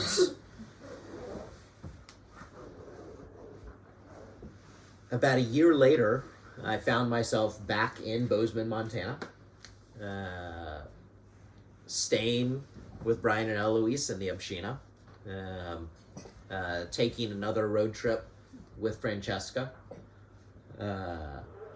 and she and I took a mushroom journey together, just the two of us up into the mountains. And on that journey,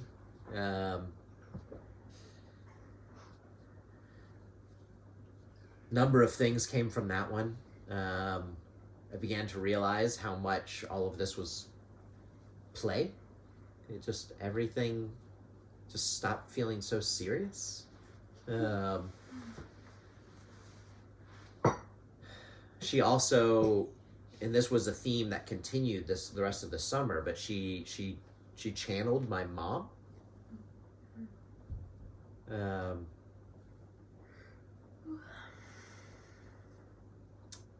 And my mom, through her, just told me how delighted she was in me, and how I'd still had this fear, having left the church, that like my mom was going to be so disappointed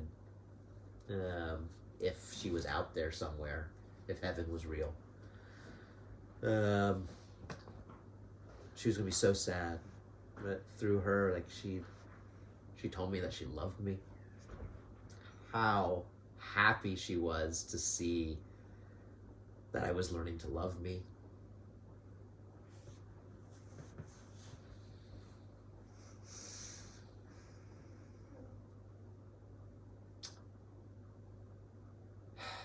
Then a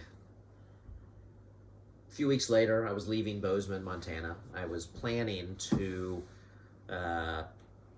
make my way. It was going to be the 30th anniversary of when my mom had died. And I decided, okay, there's this theme with my mother. I wanted to go to Milwaukee, Wisconsin, where she had died. I had not been back since she had been sick. And just wanted to go back to that place and be there July 28th, 2019, to be there on the 30th anniversary. So I started making my way east. And then a really weird series of things started happening. Early in the summer, Francesca had told me that she was gathering a group of people to go to Mount Shasta in California, which is, some people say that it's the heart chakra of the planet. That she felt that she was being called to have 7 people gather there, and something was going to happen. I was like, that feels like a bit of a stretch for where I'm at, but cool. I hope you find those 7 people. I was like, I think you can count me out. She had done like this numerology thing and had realized that I was a 29, 11, 2, which I still have never circled back to really understand what that meant. But she's like, yeah, like this was actually one of the numbers that I had written down that was supposed to be coming. They're like, maybe it's not you, but feels like maybe. Not me. I've got an appointment, other side of the continent. Start making my way, and the lunchbox breaks down. And so I take it to the shop,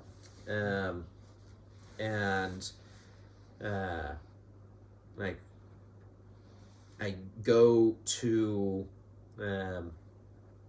what was the series of events? It was, I think I ended up going to a cacao ceremony, and at this cacao ceremony, like, they had echoed some of the same things that Francesca had been talking about with Mount Shasta, this trip to Mount Shasta. A friend of mine that lived near Mount Shasta had been recently telling me about, like, her shifting relationship with spiders. She had been terrified of spiders all her life, but she had begun to find that they were, like, her friends and teachers, and they showed up when she was needing to make a decision. And so in the middle of this cacao ceremony, which is my first cacao ceremony, the spider crawls up on my leg, and then another spider crawls up on my leg, and a third spider crawls, and I'm like, all right. Thinking back to this conversation with Rhapsody that, okay, maybe, is this like a decision like I'm supposed to be making here? I had also, again, which was interesting, like, connected to this whole theme of, like, my relationship with my mother this summer. I had started reading the book Wild. Forget the name of the author. Reese Witherspoon started a movie version of it. But she was walking the Pacific Crest Trail processing the death of her mother. And at one point in this book, which happened to be the very chapter I had read that day, she traveled to Mount Shasta and had this amazing experience. From Mount Shasta, she found her way into Ashland, Oregon, and she got to Ashland, Oregon the day Jerry Garcia of the Grateful Dead had just died, and so they had this big Jerry Garcia thing. My friend Rhapsody, who told me about the spider, she was on my mind because she lived in Ashland, which is just a couple hours from Mount Shasta. After this cacao ceremony, there was a bunch of people going to this drum circle, and I had recently bought a cajon, and so I was like, yeah, this will give me a chance to play it. And I went, and there were so many people here because apparently the Grateful Dead had just been playing here in Boulder, Colorado that night. And so, like, it was just all these really weird, like, synchronicities. And so, like, I was starting to feel like, okay, maybe am I supposed to be going to Mount Shasta right now instead of going east? No, I can't. Like, I've got to work. At this point, it's a 24-hour drive to get there. Not happening. And then the lunchbox breaks down. It's like, definitely not happening. Get it to the shop, take my laptop, go to a coffee shop, open it up. My laptop won't boot. Spent 2 hours on the phone with Hewlett-Packard and with the IT at my company and could not get it working. I had to take it to the FedEx store, package it up, ship it back. I couldn't work for the next 4 days. But the lunchbox is still broken down. They told me that it's going to take a few days probably to get the part in. I'd gotten permission. I carried a small motorcycle in the back of the lunchbox, so I had second wheels. But I made my way back and had gotten permission to still sleep in the lunchbox there at the shop. So I get there and I come inside. He's like, "Oh, we're finished with it." What? It's like, "Oh, it was actually something different than what we thought, and it only took us 2 hours, and yeah, it's this much. Here's the keys." So I've been getting all these nudges to go to Mount Shasta. The reason I was saying no was that I couldn't drive there and I didn't have time because I had to work. I could drive there and I couldn't work. So I went to Mount Shasta. And I was the 7th person to arrive for this circle that she had been gathering.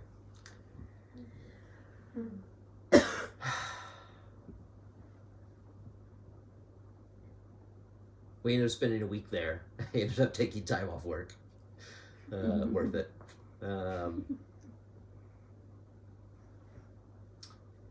Worked with rapé for the first time. That medicine and I, we've got a contentious relationship.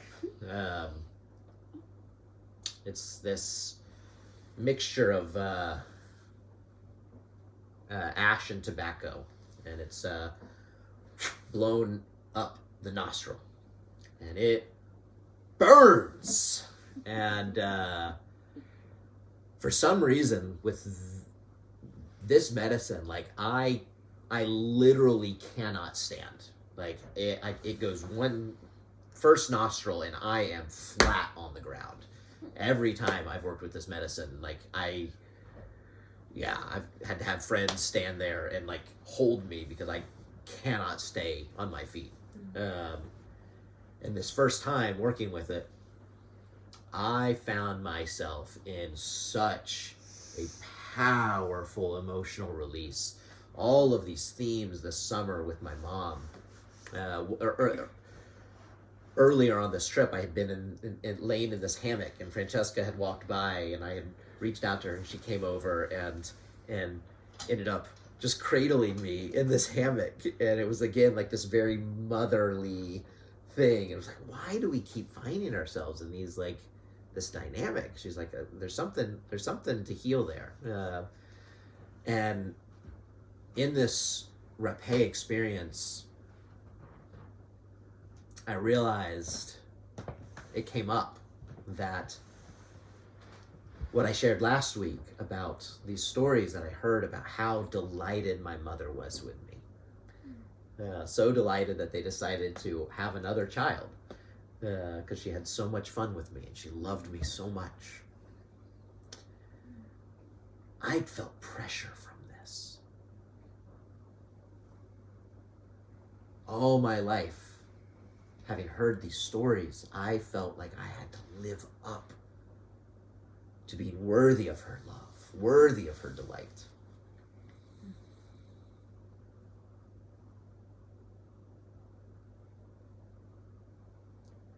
And in this release, weeping into the dirt, the other 6 people holding me, that began to shed away. And I began to realize that she loved me because she loved me. And that was the biggest breakthrough in me loving myself and in me being able to love others. It's love, because love.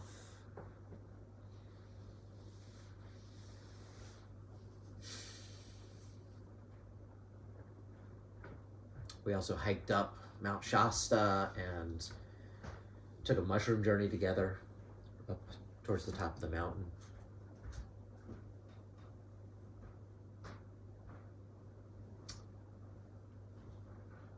It was the first time I experienced what, I heard some people refer to it as like ego death, but like just, I was aware of my body, but it was literally just face down in the dirt and leaves, bugs crawling on my face, all over my arms. And I was aware of it, but like, I like wasn't in my body. And like, there was no reaction. Like, I was like, oh, I can choose to respond to this, but I don't need to.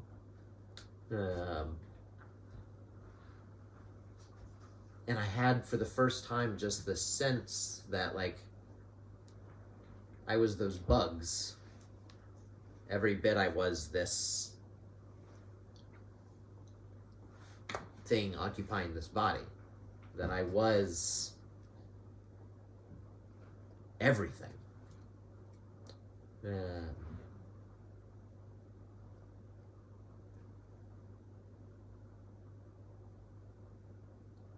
That's not left in the last 5 years.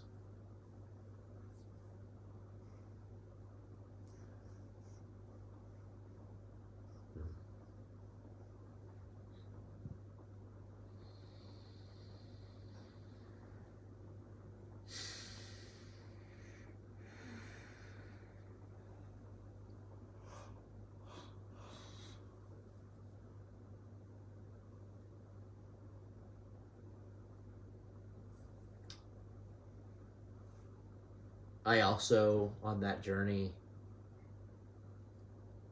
realized for the first time how,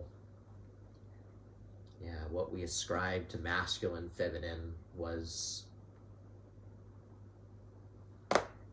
just traits that we've decided culturally to assign to these things, and that all of these things I had felt so much shame and had been shamed for portraying these feminine characteristics, that there was no shame in that it just was. And so I came out of this allowing myself to embrace these things that I had considered feminine for so long, so much more, began to wear more makeup, began to wear more bright colors, began to embrace like sensuality, sexuality in a more outward way. And fascinatingly, in feeling the freedom to do that, found myself feeling so much more comfortable and confident in things that I had thought of as masculine, but had felt insufficient to embody.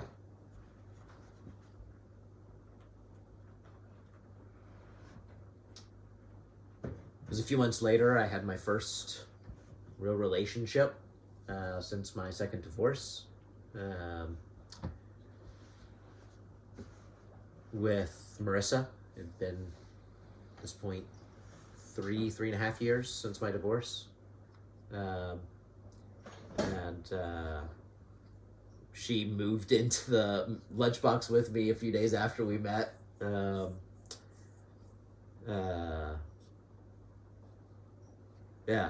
Didn't get married, but like still moved very fast. But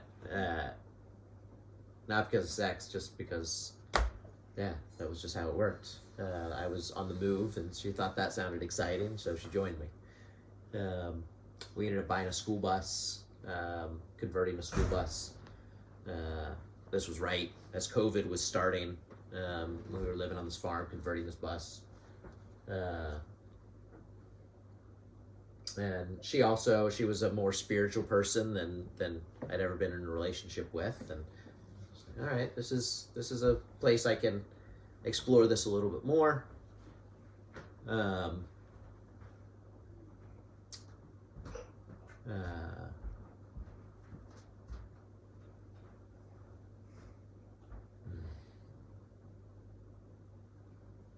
What's important to share?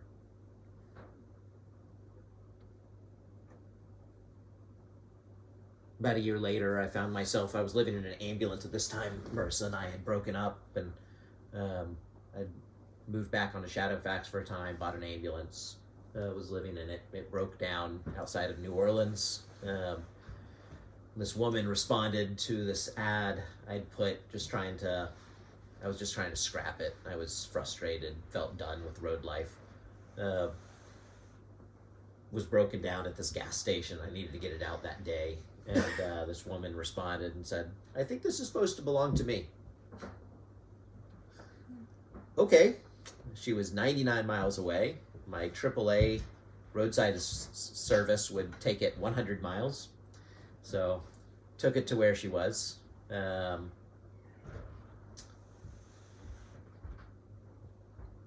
We connected very deeply that night. 4 days later, decided to rent a house together.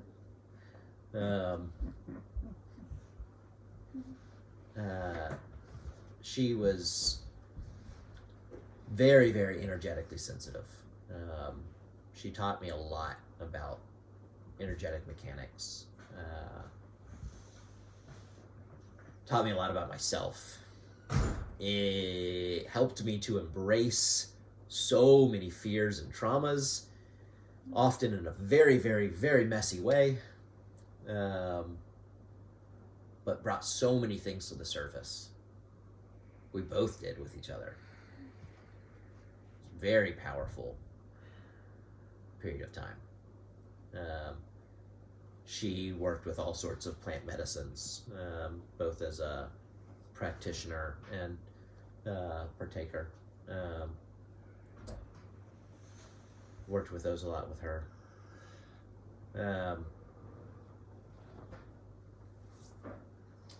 As things with us came to a close, ended up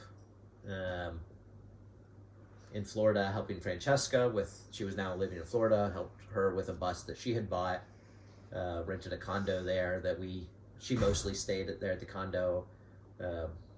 We had become lovers at this point, about 2 years into the friendship.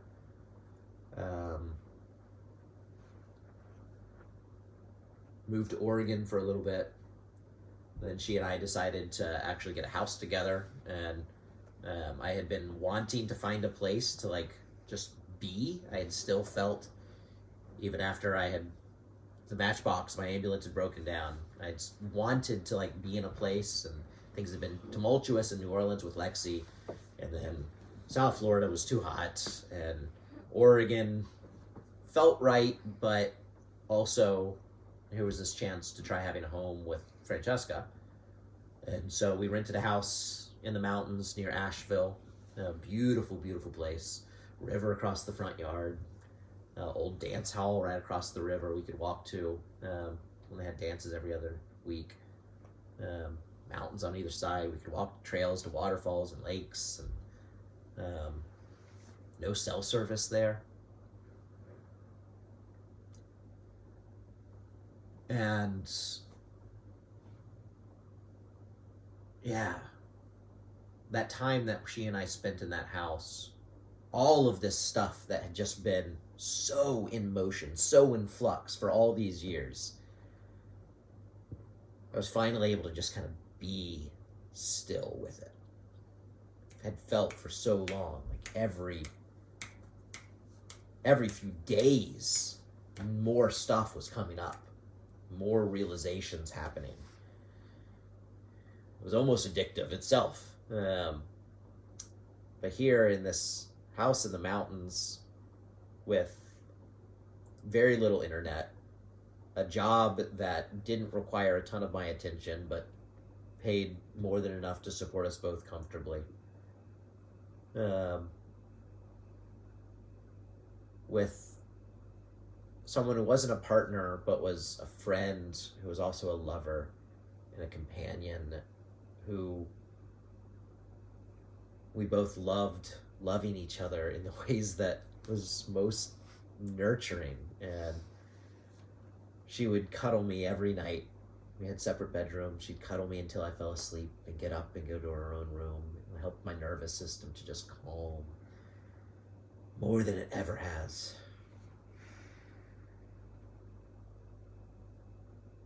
And all of this stuff that had been stirred up just began to settle down and to form, for the first time, really a new foundation, since that foundation of my Christian faith had cracked.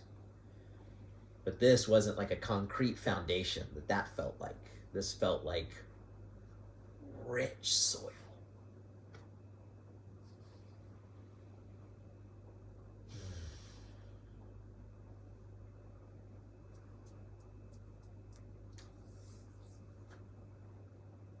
Oh, life there was so delicious. And my job, this corporate job that just increasingly I found myself feeling out of alignment with it. It was an industry that ultimately is based upon fear and distrust. I'd been in it for 20 years, and it paid well. I was running a company, mostly steering a ship. Didn't require a ton of my time and effort. But it didn't feel right. I'd heard for years this idea of vocation, of like doing like your work being something that you're called to. And for me, like, that was definitely not that. It was a career that paid me enough to live the rest of my life the way I wanted.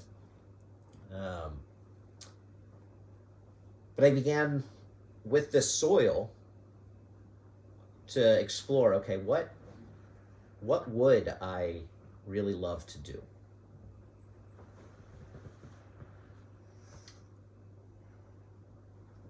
And I love hosting people. I love getting to welcome and embrace people. I love getting to help people explore their stories and the stories that hold them back, that keep them from being able to love and embrace themselves.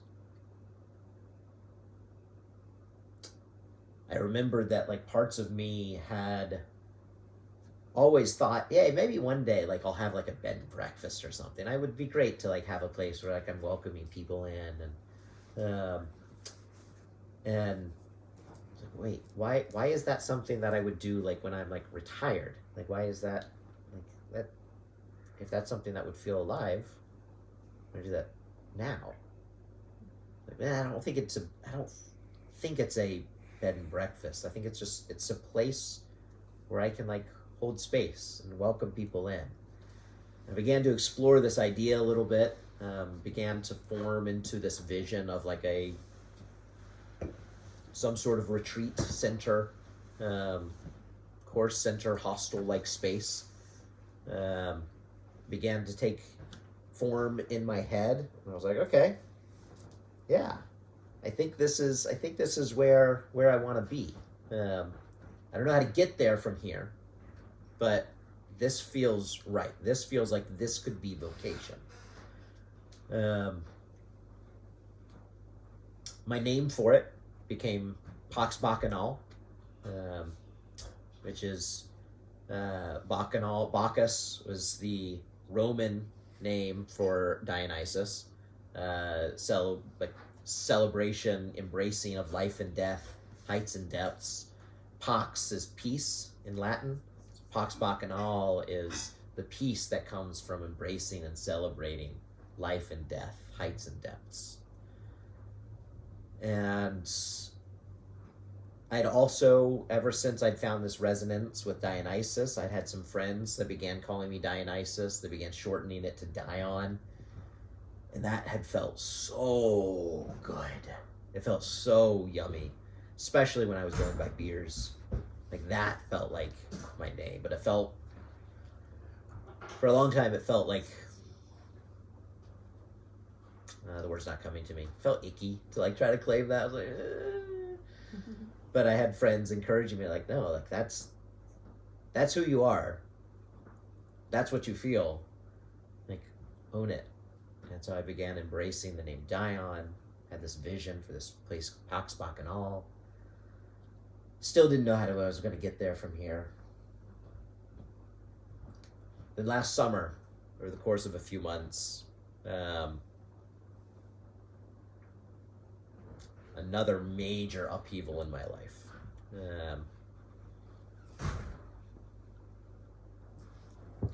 Francesca met a guy I was friends with. I wanted them to meet. I thought they would get along really well. They got along wonderfully. There was a big spark there. He was very monogamous.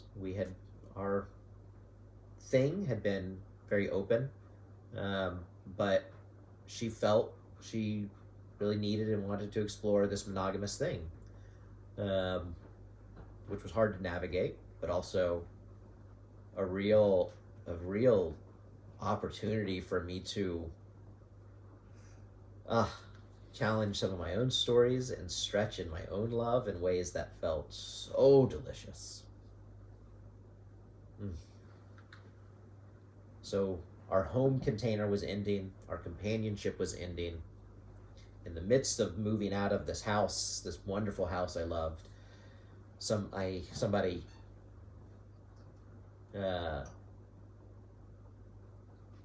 tore through a stop sign and totaled my Jeep. So didn't have transportation, except a motorcycle again. I said, you know what? I'm 40. I don't know what I'm doing next, but I've always kind of wanted to go to Europe. I've never been. Bought a backpack and decided I was going to come backpack in Europe. Still doing my job from here. Start traveling around, have some really powerful emotional releases, letting go of some of these changes that had happened between Francesca and I. And then I'm in Prague back in August, and my weekly meeting with the owners of the company I was running, had the meeting in split screen, and like their HR person is on one side, and I'm like, oh, I know what this is. And they're like, well, we've decided to go in a different direction. No longer in need of your services. Thank you and goodbye. I felt so much relief. This job that paid so well, that required so little, that I couldn't bring myself to walk away from, even though it felt very misaligned, was now gone. That same day, there's so much more to the story, but I wanted to keep it brief. That same day, talking with a friend, she was like, yeah, this idea you've got for Ängsbacka and all, I got a friend who's been spending the summer at this place there in Europe, in Sweden, called Ängsbacka. I don't know, maybe I can put y'all in touch. It's like, yeah, please. Michaela was our mutual friend. And I went from Prague down to the Alps, did another mushroom journey to kind of gain clarity, and was like, all right, I can go back to the US, I can find another job, or I can lean in. Everything that was keeping me from taking whatever the next step is towards, whether it is Ängsbacka and all, or just being in a place to serve in a vocation, all of that's cleared away. I came down from this mushroom journey in the Swiss Alps. I applied. 2 weeks later, I was here at Ängsbacka. And yeah, this time in my life right now is the most aligned my life has ever felt.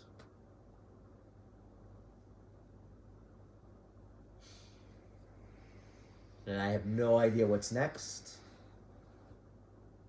but I know my next steps will be following the energy in this direction of greater and greater and greater alignment with knowing and loving whoever this is, and getting to love others and help others to better know who and love whoever they are, because they're also me.